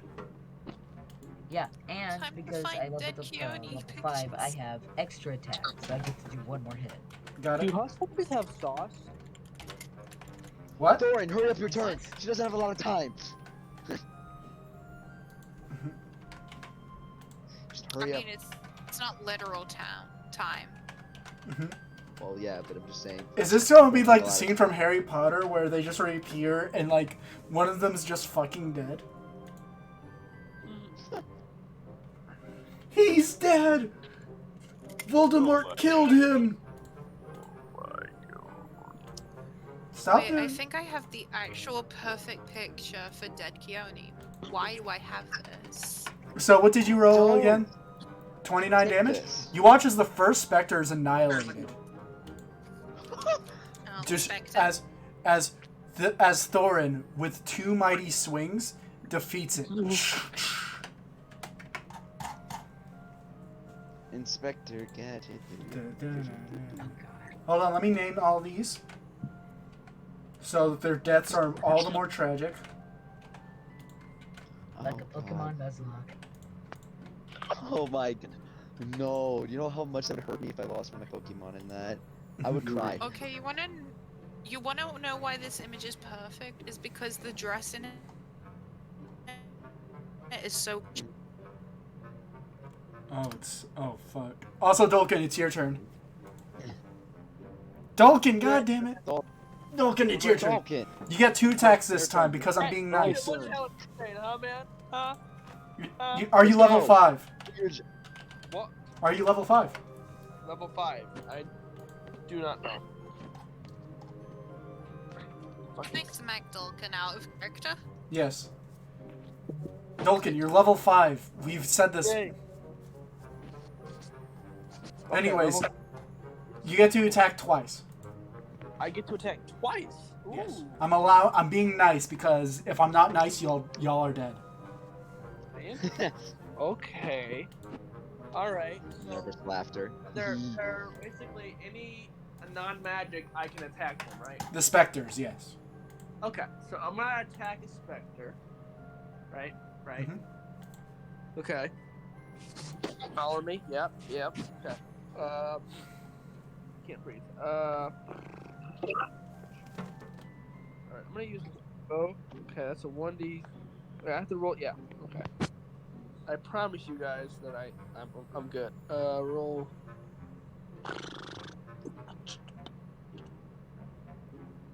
$1d6. Right? Yeah. Mhm. Plus 3. No, you roll to hit first. So that roll 1d20. Right? Yes. D20. But Did you have to whisper 20? That hits. Roll the damage. It was just really seductive. What? He seductively just said 20 over the mic. He just whispers 20. It's only seductive if you find it seductive, otherwise it's just creepy. CS, do you find Dolkin seductive? No, You I find him. you deal 4 damage. let's go. As Hey, see they're doing it like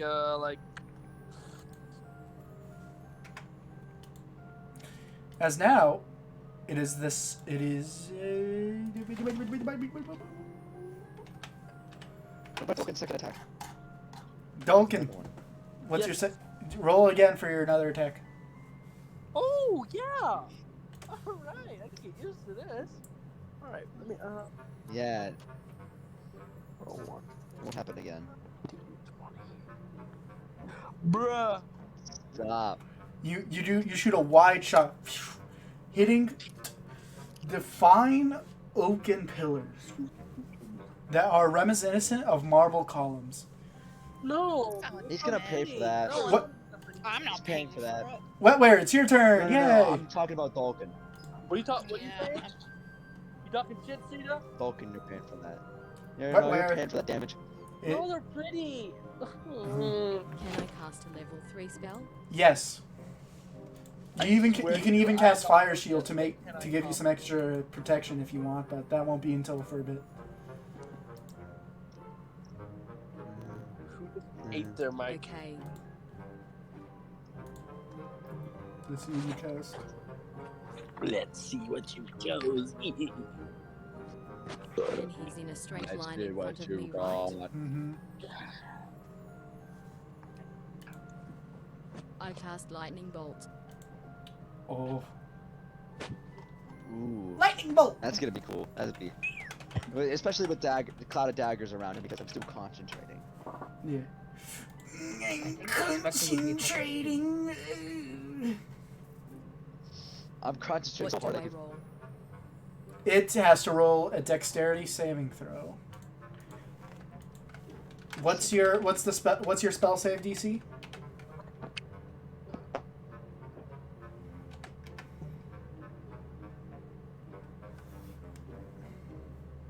Hang on, let me check.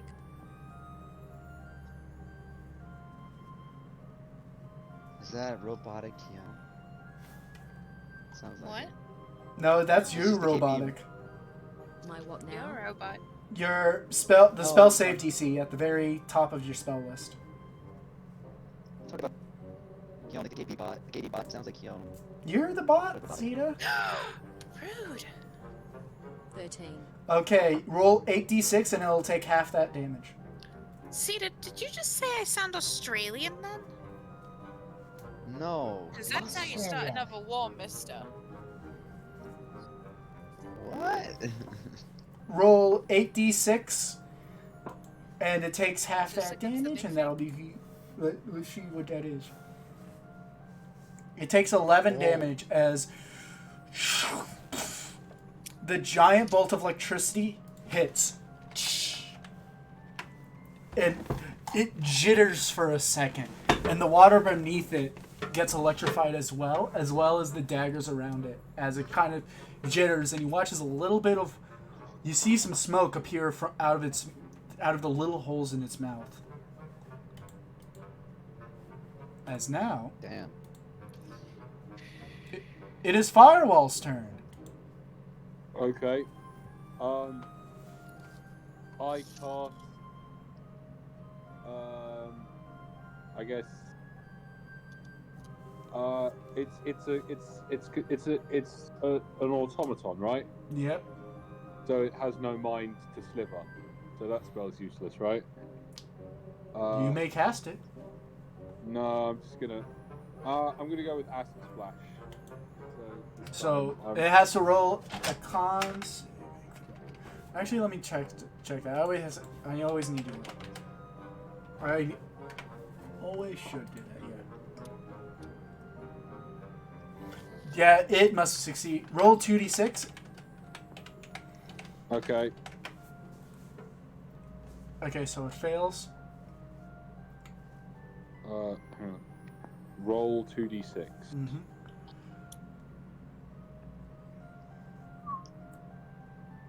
Nine. 9 damage. You watch as So what do you choose other than the cadaver? Because you attack 2. So Okay. Can I just pick another cadaver? no, there's cadavers and a bunch of specters. Can I pick the spectre in front, please? Got it. Both him and the specter are dealt, and you watch as acid burns them both as it sizzles. That specter that you hit is not faring well at all, as it seems more and more of it is becoming more gas. Okay, nice. Sita, it's your turn. If you cast another spell, Cloud of Daggers will fall. Only if it's another Yeah, I know, concentration like- spell. Yep. So he has to be careful Yeah. about what he chooses. Both the Spectre and the big boy. I'm gonna cast Firebolt. Fireball. Do so. Classic. Yeah. Roll. Alright, so 1d. Plus my spell attack bonus, which is 6. That's a 25. Roll a d10. Holy. Roll 1d10.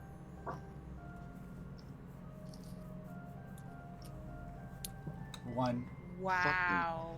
Fuck me in the ass. You throw it and you watch as the molten ball kind of dissipates in the air, and only a small pebble-like smolder hits it and burns it for a bit as it just looks at you, and you watch as it says, "Unfortunately, Kyun could not foresee this." Roll the 44 damage Oh lordy, as lordy, it lordy. stands. what?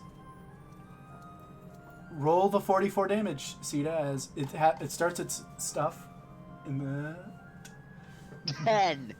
No, go back to I the did it. unfortunately Kyori could not foresee this. yes, as he walks forward 15 feet. Oh god. Oh god. Right in front of Thorin, and in a 30-foot cone that includes all of you, he uses his special ability, Paralyzing Breath. Oh no. Every- You know, I'm actually pretty happy I'm in the astral plane right now. Everyone roll a Constitution saving throw. Oh, great Lord Christ. Wait, hold on. I also need to roll one more thing, Kion. Don't think I forgot about the little thing. What little thing? The little thing? The little thing. That little thing in the astral plane. Yeah. That little- See, you're not helping. Yeah. Okay, good. Yeah. Looks like you survive, as your turn will start before its. Great. Oh, lordy, lordy, lo. That fails. Oh. It's a DC 18. Sita fails. Fuck I'm just me. gonna come back to everyone God. when you paralyzed. Are you kidding me? Everybody's Oh. Dolkin triple fails. Oh no. Dolkin's down. Firewall, roll. Please. Please. That fails? Please. No, no, no. Hey, I'm gonna God. die when I come back from the astral plane. You hear the whole Have a crowd go, minute. No, I'm not in there for a minute. no, until the next No, turn. us. We have a whole. You're super close, too. Ah, 118. It's supposed to be, you got it wrong, but it's alright. We all get it wrong sometimes. God, we were. You want to know my favorite thing about Close. summon specters? So everyone is paralyzed, and at their turn, they can roll if they've. But it only lasts for a minute, thankfully. Also, you want to know the fun fact about the specters he summons? what? They come without sunlight sensitivity. How is that fun? That's actually pretty funny. Yes. So So if they don't. They have sun. So they're not sensitive to sunlight. they're not sensitive to sunlight. You I watch just as- imagine them looking super cool, like, Picking up. imagine being sensitive to sunlight, bitches. So you watch as the Spectre number 2 goes up to Thorin. And while he's paralyzed, is going to start draining his life. Lovely. 1 hits. Roll a Constitution saving throw, Thorin.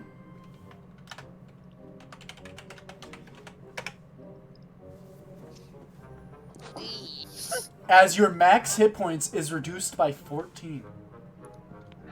Oh my God. He can get that back from a long rest, though, right? Yep. Okay. If only if I could crawl. I have an idea. If I could crawl. You're paralyzed. Yeah, you're paralyzed. Like, Like, if I could find. If I could find the will, I could find the way. Number 3. I find. 1, 2, 3, 4, 20. No. 420. You watch as the third Spectre slowly goes towards you, Sita. Dear Christ. As the green fog fades, Kyung, just as the monster notices you and starts to move, you pop back in and see that everyone is paralyzed and a small green fog has just dissipated as the cadaver is right in front of Thorin. she just looks around for a second and goes, I'm gone for 6 seconds. Everyone is watching with Aye. bated breath. So, first of all, 1d100. Oh my God. Oh. Okay, that Goes works. right back. Goes right back to the That astral That plane. works great, actually. That looks great. Up to 3 creatures I choose within 30 feet of me takes 4d10 lightning damage. Mm-hmm. Nice. Can I have moved? Chooses Dolkin. Yes, good. Right now, no, it's like that's when you just came in. Because it says at the start. Okay. You can give it to. Yeah. Let's see what you do. So I can just wait. If you give it to Firewall or Wetware, they get temporary hit points from it. So you can hit Spectre number 2 and Spectre number 3, and then maybe one of the Cyber Bites. I'm pretty sure the cadaver's within 30 feet of me with where it is, though. Let me count. So you're right here. So 1, 2, 3, 4, 5, 6. Nope, he's about 10 feet out. What? Yeah. So let me show you how this works. So this is 30 feet. So from where you are, this is where. Wait, hold on. Let me double check. That's this. a 13-foot diameter. Oh yeah, you're right. So that'll be right here. So you can hit the 2 specters, but you can't hit the cadaver. You see what I'm saying? Okay. Can't get rid. That's why I like Owlbear, because I could just. Okay. So.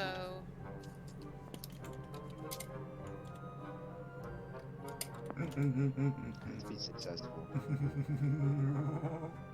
Stop. Shut What? up. Yeah.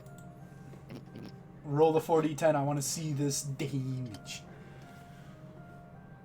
Holy shit. shit. So 15. So, So where do you want to allocate this damage to? I mean, are both the specters dead either way? Yep. Well, no. If you hit if the 15 goes to number 2, it's dead. But if it hits number 3, it's still alive. Okay, so number 2 will get 15, number 3 will get 28, and the 31 will go to Wetware. Got it. Wetware. Add. You are shocked with lightning and overcharged. You gain how much damage was it again? 31. 31 hit points.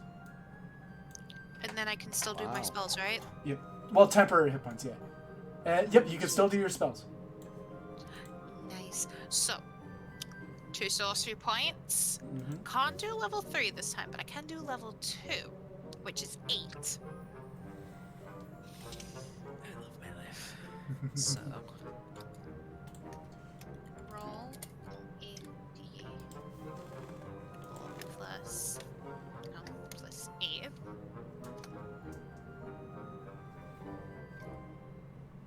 That's enough to get it my below half God. health. It's enough Yep. to get it below half health!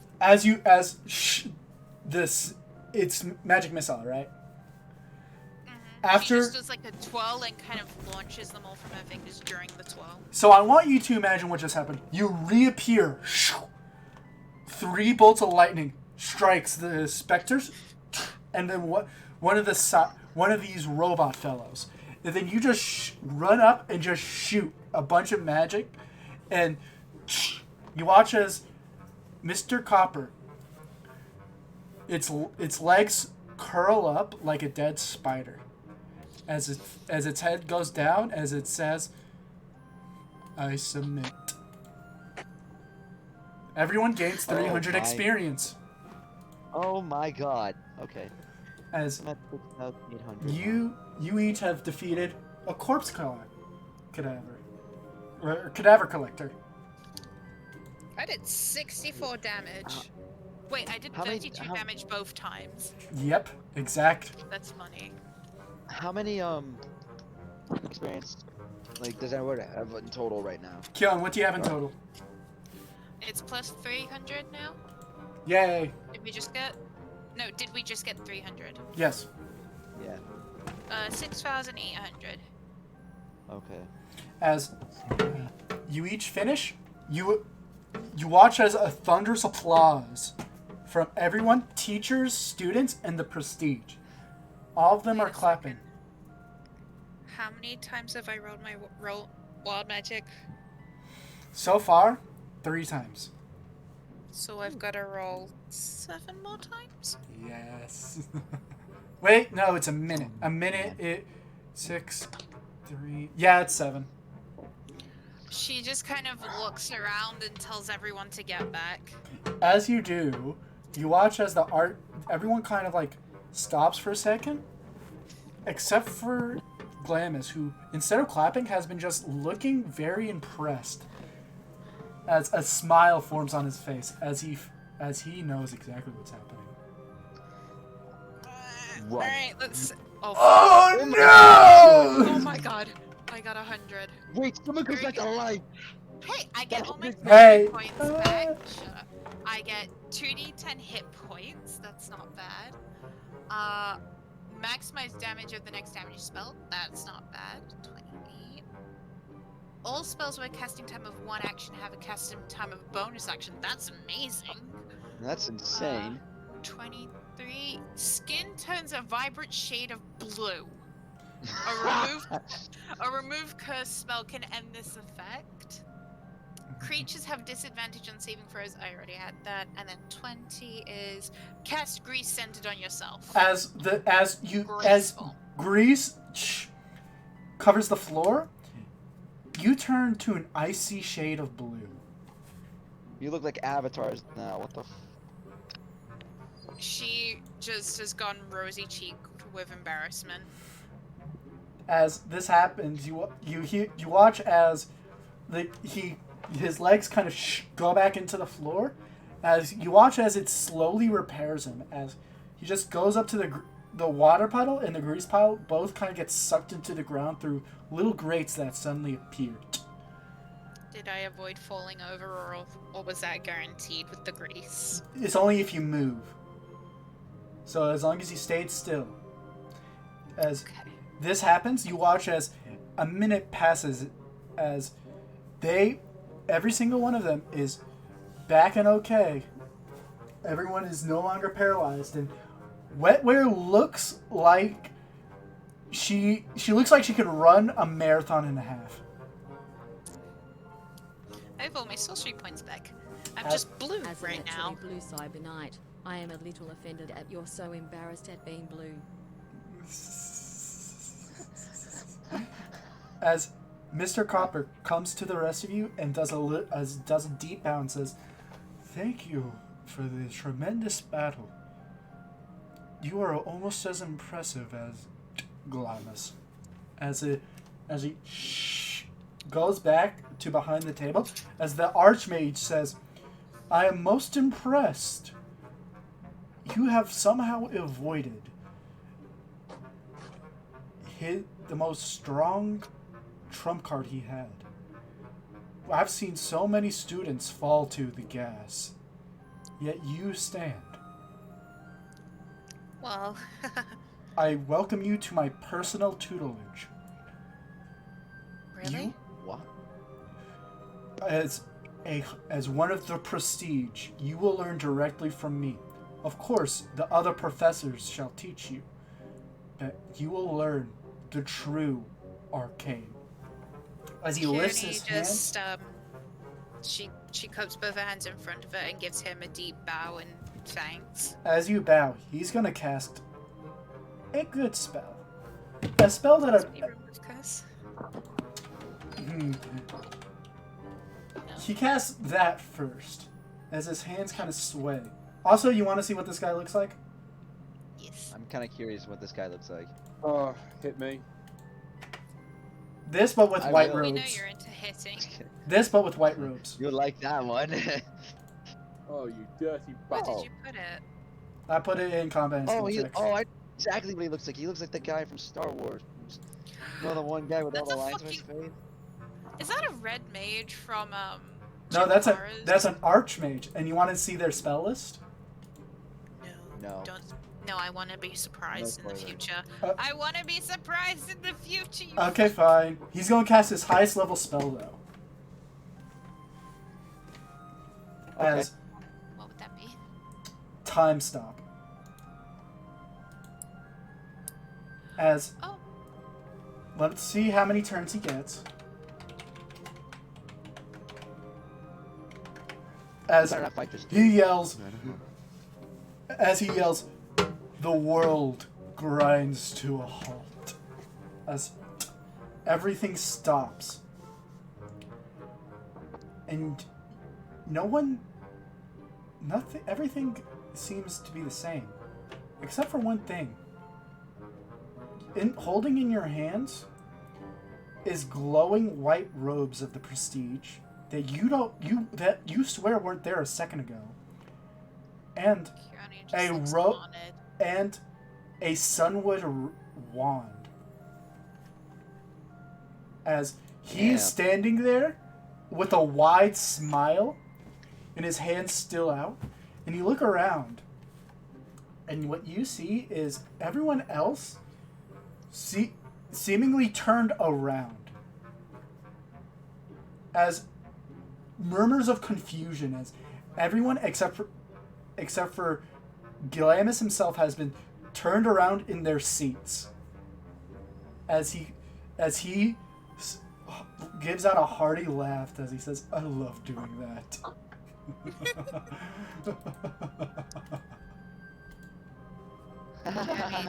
She kind of straightens her back with the robe still in her arms, and she looks very proud. Good. Well, I guess this is where we split. What do you mean? Split? You're part of her confidants. Sita was staying here. Yeah. Yeah, I don't really belong in these kind of areas. areas with, you know, my whole thing that I have. So, Well, you could sleep at the manor if you want. I personally have a dormitory here. I'm not sure about the others. The others do. Yeah, but she doesn't know that in character. Ah, okay. But we need to stay here, Suta.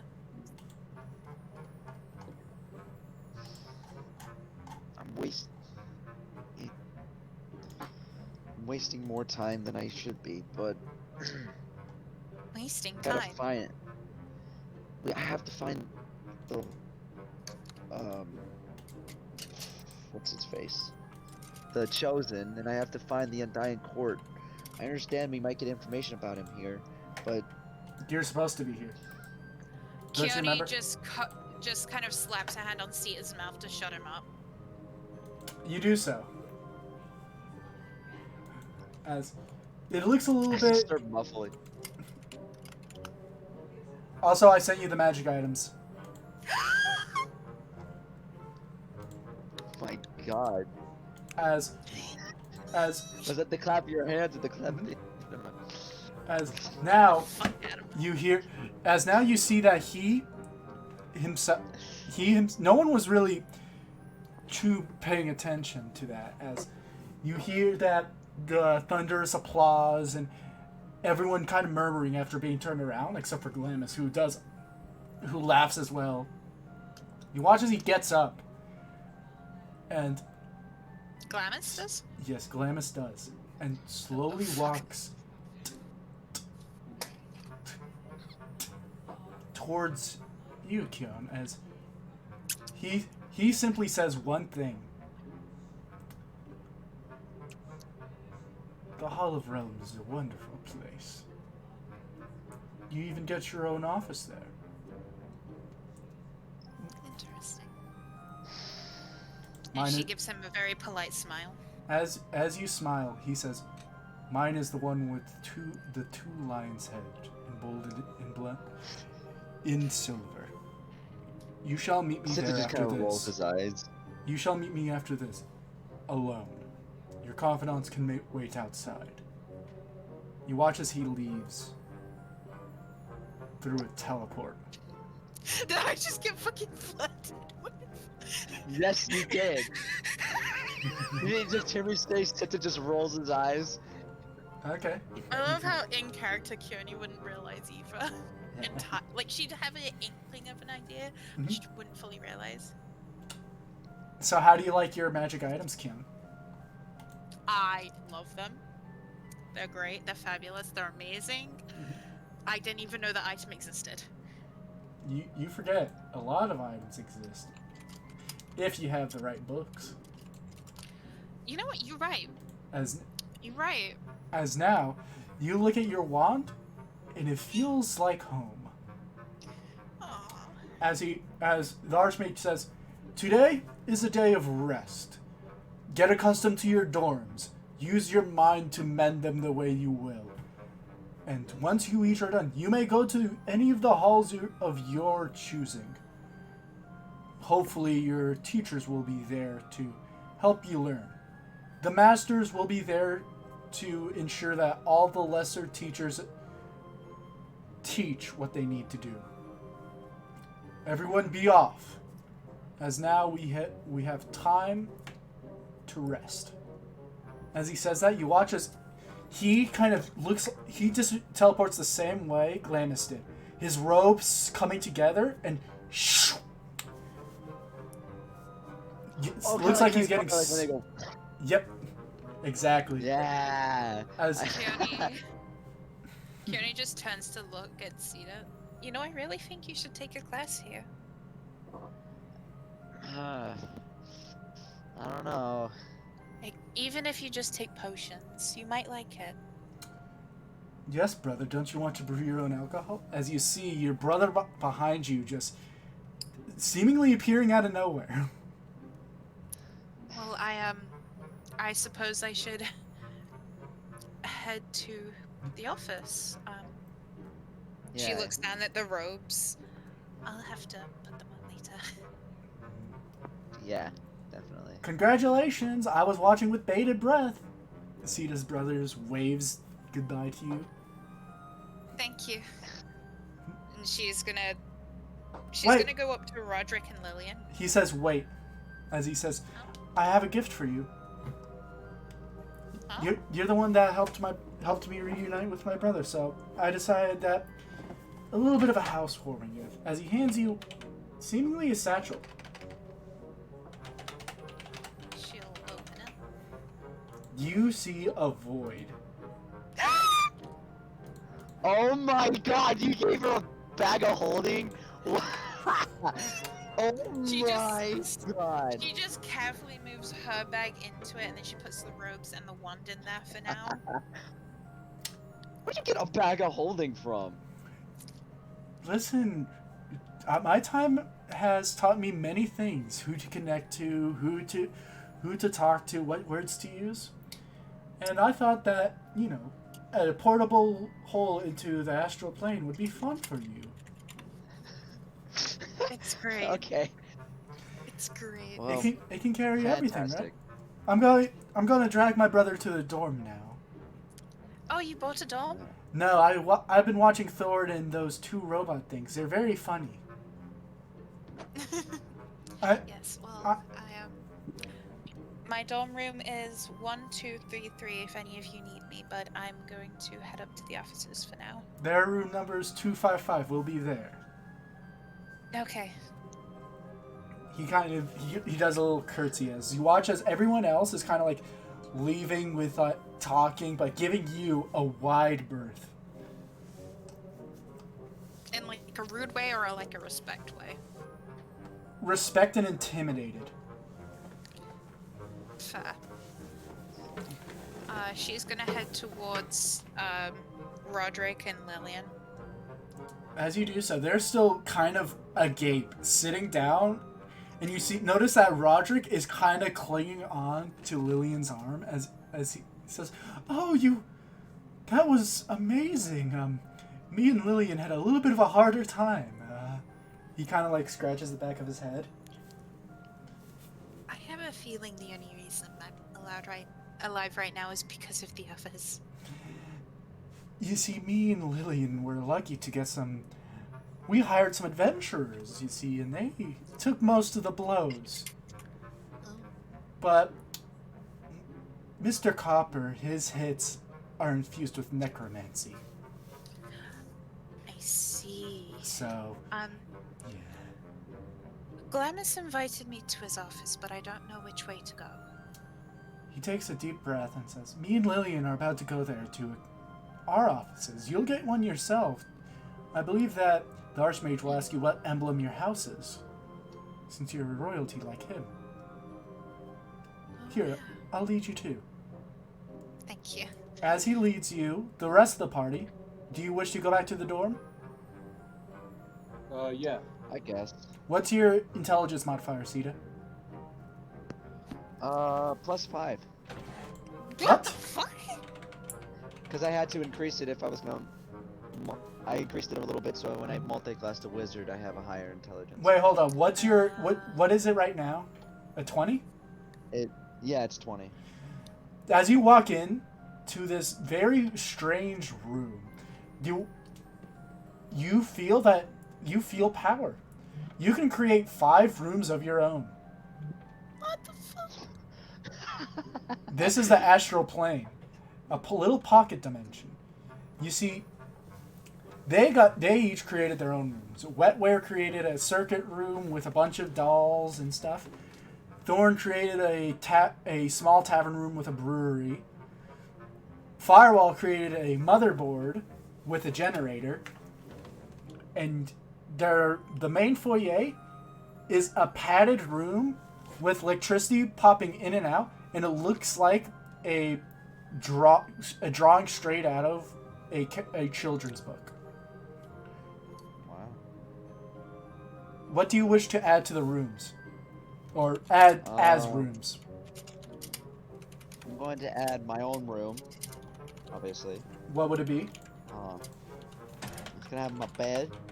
It's gonna have a nice bookshelf, some books. So a bedroom slash study. Yeah. Got it. A window. Well, no, like describe the like. You could tell me the like, obviously that, but what other rooms do you make? Yeah. Like a bathroom. Oh, and I make a bathroom. And I also make a kitchen. Bathroom. What else do you make? 3 more. And a kitchen. Kitchen. And then a oh crap. I'm trying to think what else can I make. You can make a living room, Living room. and you can make a sauna. Oh, yeah, and a sauna. You make all this. And what style would you like this all in? Maybe a Yuan-ti type of style before they were exiled? Yeah. Definitely. In an ancient Egyptian style. Because that's what they are in canon. Just like home. Yes. You watch as your brother looks at you and says, "This will be a great place to live." Yeah. Definitely. What are the others doing? Firewall, Thorn, and Wetware? I'm just hanging out and, just flopping around. Got it. Let's see what Wetware says.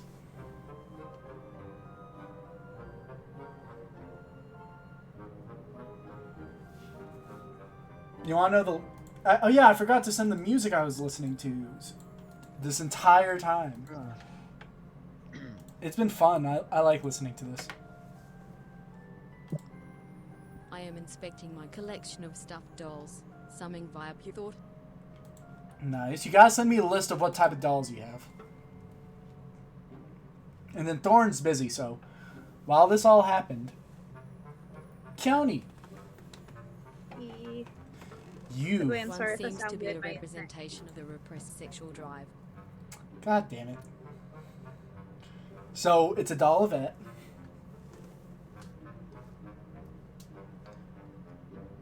Don't ask her to elaborate. That's just too funny.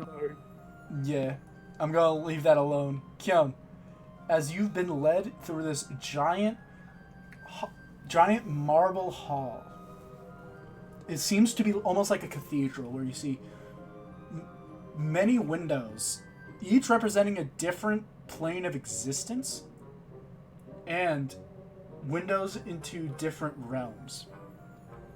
As he says, there are many places here. If you go down, there used to be a dungeon, because this used to be a castle all on its own. But it's been renovated into more of a storage area where we hold ingredients for rituals of creating new color splashes, or portals as we rather call them. Oh, well, at least they already have somewhere for a detention if someone gets too out of line. Oh, that's the he kind of points up, and you see through this circular window that it seems to be made of crystal. Points up to the top of the clock tower and says, "Mr. Copper holds detention up there." It's not just trying to get up there. What? It sounds like detention just trying to get up there. Oh, trust me, that's... I've had to been up there before, because I went into the Feywilds alone. It's... You see, if you go anywhere, you must go with a trusted crew that have proven themselves against Mr. Copper. I decided to go there... my own home? Yes. Okay. And what happened was, I just went in there for a bit. I wanted to talk to a hag to see ancient magics. It was only a green hag, but as soon as I come back in... To talk to a hag? Yes, her name was, Auntie Toe Thief, strangely enough. She wanted my toes. If you wanted to talk to a hag, I could have just contacted my nan. He puts up a hand and says, "I've already spoken to her, and I have to say, she's the nicest one yet." But, She is, isn't she? I don't want to get off track. But after I made a deal with her to give her some ingredients, and she gave me, the ability, the know-how to make newfangled potions of healing, which I immediately showed to Ivan. He gave me nay. I was caught for going into the Feywilds alone, and had to spend 2 days in detention, where I had to work the clock tower.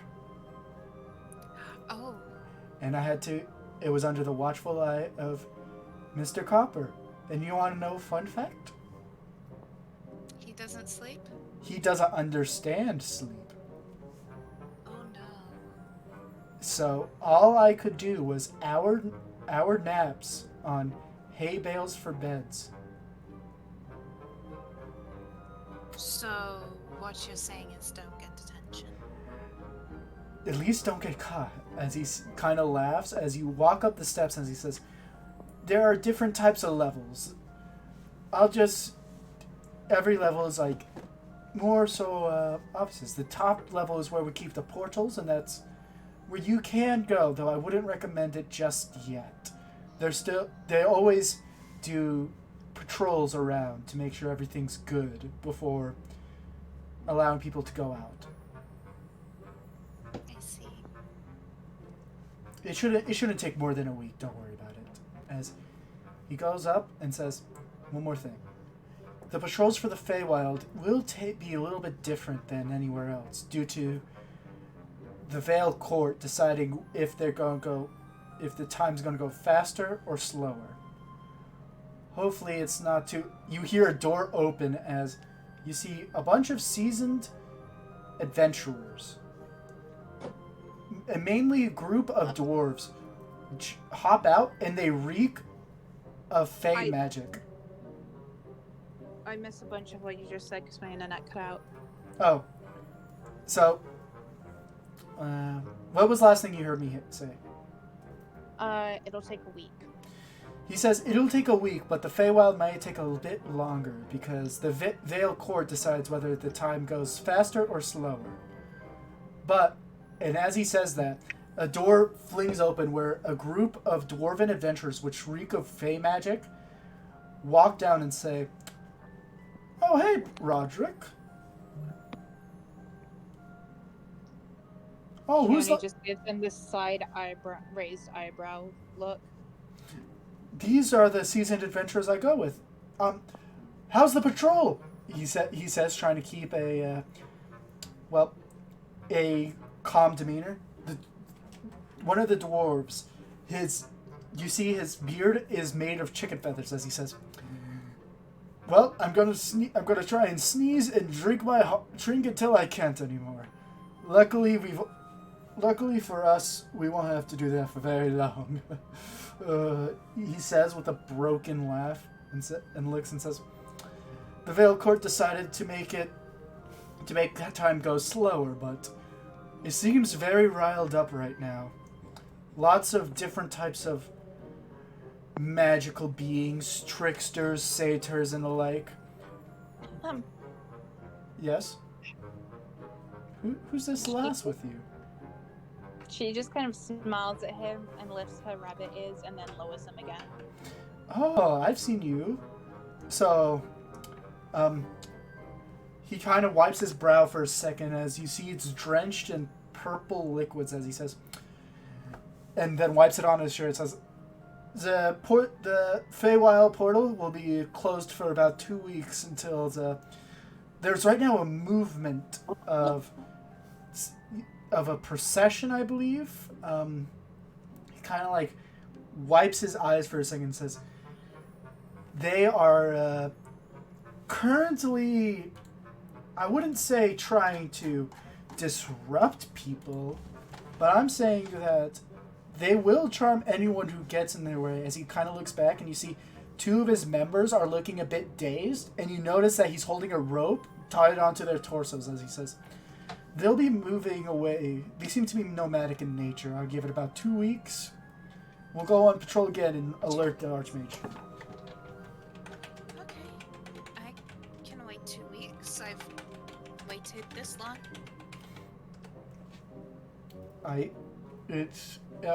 Well, he takes a deep breath and says, it's you don't want to deal with them. They are. He kind of looks around and then kind of like walks closer to you, dragging his two compatriots along with the rope, and says, "You ever heard of the satyrs of the Isle of Nine?" Have I? Roll an investigation, or actually no, a history. History. History sucks. My rolls are either great modifiers or terrible, and there's no in between. That's the best. You see, the satyrs of Isle of Nine are, well, satyrs, but they come from an isle where they regularly come out of the Feywild and go back to their dryad wives. Right now is off season, where you see satyrs have a certain way. When they come with a dryad, usually if they ever procreate, it's always a satyr. And with a dryad, if they procreate, it's always a dryad. But with them, it's a 50-50. If they both combine together. As he kind of like mashes his giant hands together. So, right now. She just raises one hand. I believe I understand. So, keeping the portal closed, because if we leave an easy access to the mortal realm, we're going to have satyrs spilling into the college. So, waiting for them to make their own portal or just leave for another place is the best case scenario. I understand. He nods and kindly drags his two dwarven compatriots who are dizzily following along. As he says, "Take care now." She just nods. Right. The officers? One more just up there as he points to the door that's wide open and slightly ajar now after the dwarf man slung it open.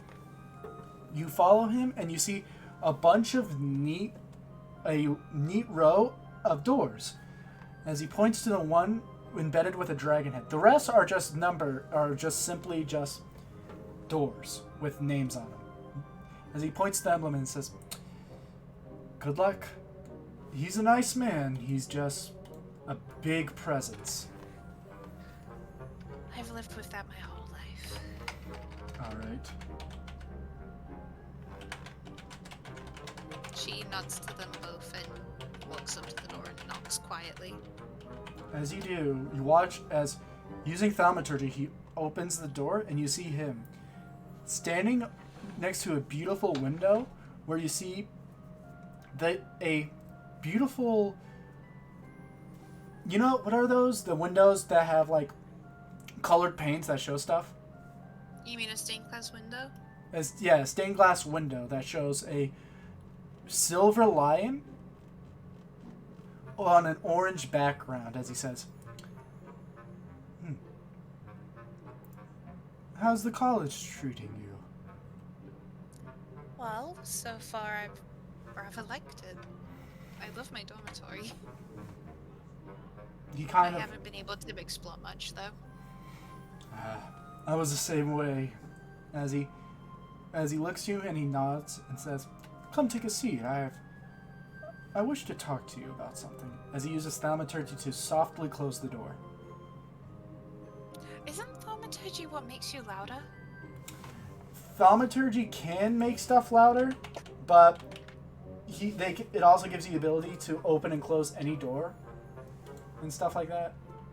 That's a really weird combination in a spell. You want to hear all of it? No. Too bad.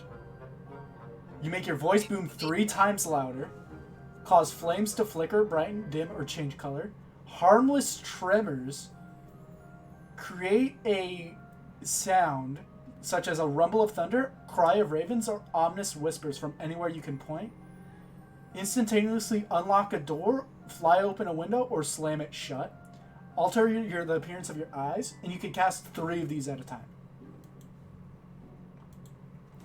Okay. as he looks to you and says, he just takes a seat, and it's a very comfy chair made of fine oak with red cushions on the bottom of it and the back. As he sits down and says, if my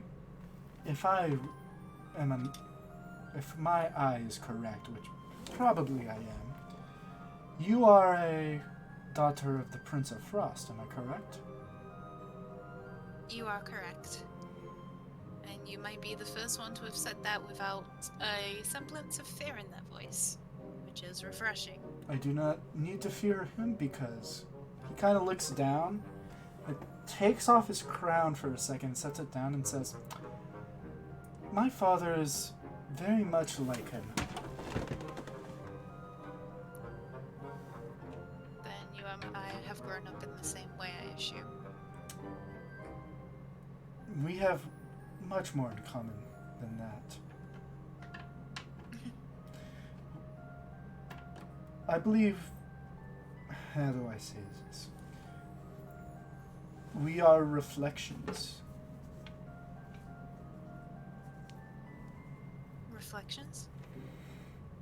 Yes, you know. And she goes pale for a second as just a flash of what happened in the mirror room just kind of, like, it just flashes through my mind. Yes. Took me a second, but I've always known my father has been a man of quality. He's always been a cunning man. He uses his nature in many different ways to instill his power, but the only problem I see about him is he wishes for everything and everyone to fall into order. That is not a reality with free will. A pesky thing. You watch as he grabs the side of his face and slowly drags his hands and says, I'm so tired, you know. Right now, I've had so much to do lately. Hold on. Okay, everything's good now. Sorry. As he says, I've been so confused lately. You see, I came to this college to get away from it all. You ever known that, with everything that's been going on lately, we've had problems in Glamis. He has put every noble under his thumb, every man under his wing. And I wanted to get away from that. And so I took my chance. I went to here, Orissa, as a man ready to make peace. It's very noble of you. Though, Makings of a great future king. thank you, but the next Kaiser, he says with a little disdain in his voice, must look at things pragmatically, like my father says. My father wishes to have Orissa not as an ally, but as a servant. And he believes that this peace agreement can lend him some power in that. I see. He takes a deep breath and says, when I first came here, I did not know what I should do. I instead did what my father would do. Find a useful servant. And so I went to the first student I saw, and I practically made him, well, without his, how do you say, consent, he was made into my confidant. I see. you've seen him before. You've actually used him. I have? Roderick. She just kind of bursts out in a chuckle.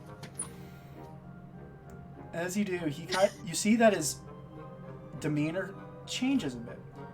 As he goes from a little bit stern looking to he's trying to make himself a little bit more laid back, as he says,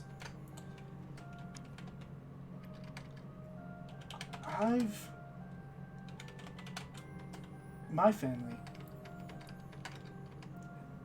have used our bloodline to exasperate our will. The blood of the silver dragon runs through our veins. So, my father believes it is only right that we rule. And I thought it was right. My father would get along. I guess so.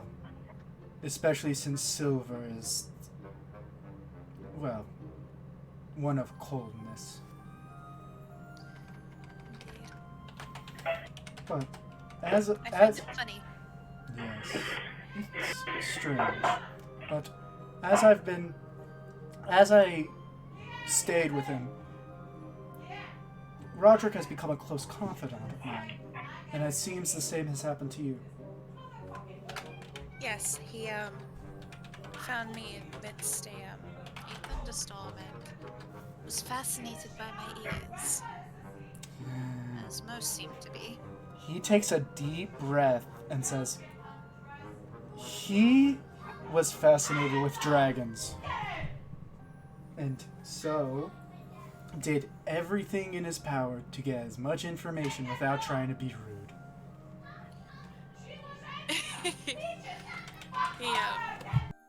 He fed us some Fey tea the first day I met him.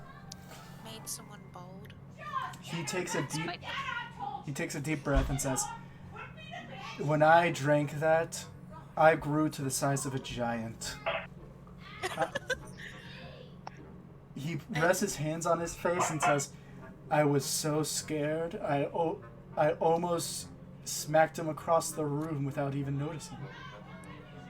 She just chuckles. I don't suppose you saw my skin turn blue. It's still, yeah. I'm gonna say that just, you are the essence of potential.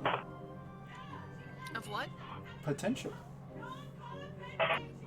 Untamed. That's my Almost limitless. only problem is I'm not. And she makes little air quotes with her fingers. Pure archfey. His eyes kind of go wide as he says, I'm not pure draconic blood as well. It's kind of nice to meet someone who understands. It's been, Difficult. to say the least, especially with my father's lofty expectations. When I finally escaped the roost, whether it was not my choice, I did so, and it's been a rather pleasant experience. I came to this college not of my own will, but was sent because the chancellor, the head of the church, sought peace where my father sought control, and sent me off before my father could even say a word. At least it gives you the space to grow into who you wish to be. Not what your father wishes. Yes. I shall give you my name, even though I know you can't give yours in full. I am Kaiser Don't Hector. give me your name. You're right. Don't give me your name. Just call me Hector. I will. Got it. You may call me Cutie.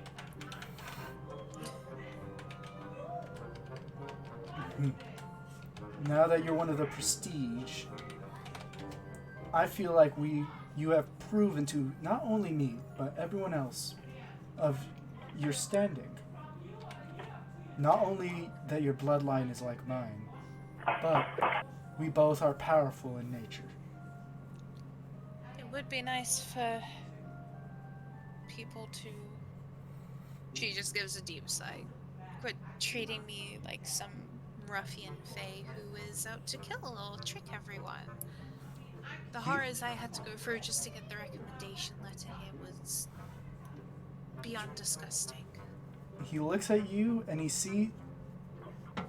looks at you with eyes full of, well, to put it bluntly, he feels a bit of rage as he says, well, if you ever wish to, well, tell me any of your concerns, speak to me directly. I will. Now, if you wish, I'm gonna go to the Archmage. You wish to come with? I would love to. He takes a nod and asks, do you know how to teleport? I don't believe I've tried. You'll need to learn the spell. It is pretty strange. It's just nuts. Most magic is strange to me. Oh yeah, did I describe how he looks? Hold on. Give me... I can just feel Sita's rage from the silence. Yes. Feel it. He has short, He's just... short brown hair that touches his ears.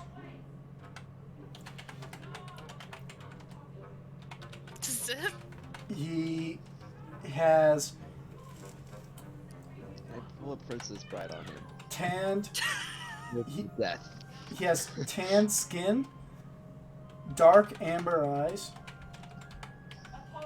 and even his frame seems to be that of like skinny to semi-muscular. Oh, I know exactly what you mean. Yep. Like he's muscular enough where it looks like he has muscle, but he's skinny enough where it like shows a bit too much. Yeah. Just say lean. It's probably Lean. the word you're looking. That's probably the word you're looking for. Yeah, he's lean. As he looks to you and says, "Come, let us simply walk there." As he opens the door using thaumaturgy and holds it open for you as he walks out and waits for you in the hallway. She will follow. As you follow, I believe that's the end of the session. Aww. You get to design your, hey, it's right now it's 10:30, man. It's just Yeah, it's 2 in the morning for me, so Ciao then. And thank you all for Glad coming to by to the listen in on stream. that. I hope you all had a fun time, and I hope to see you all tomorrow.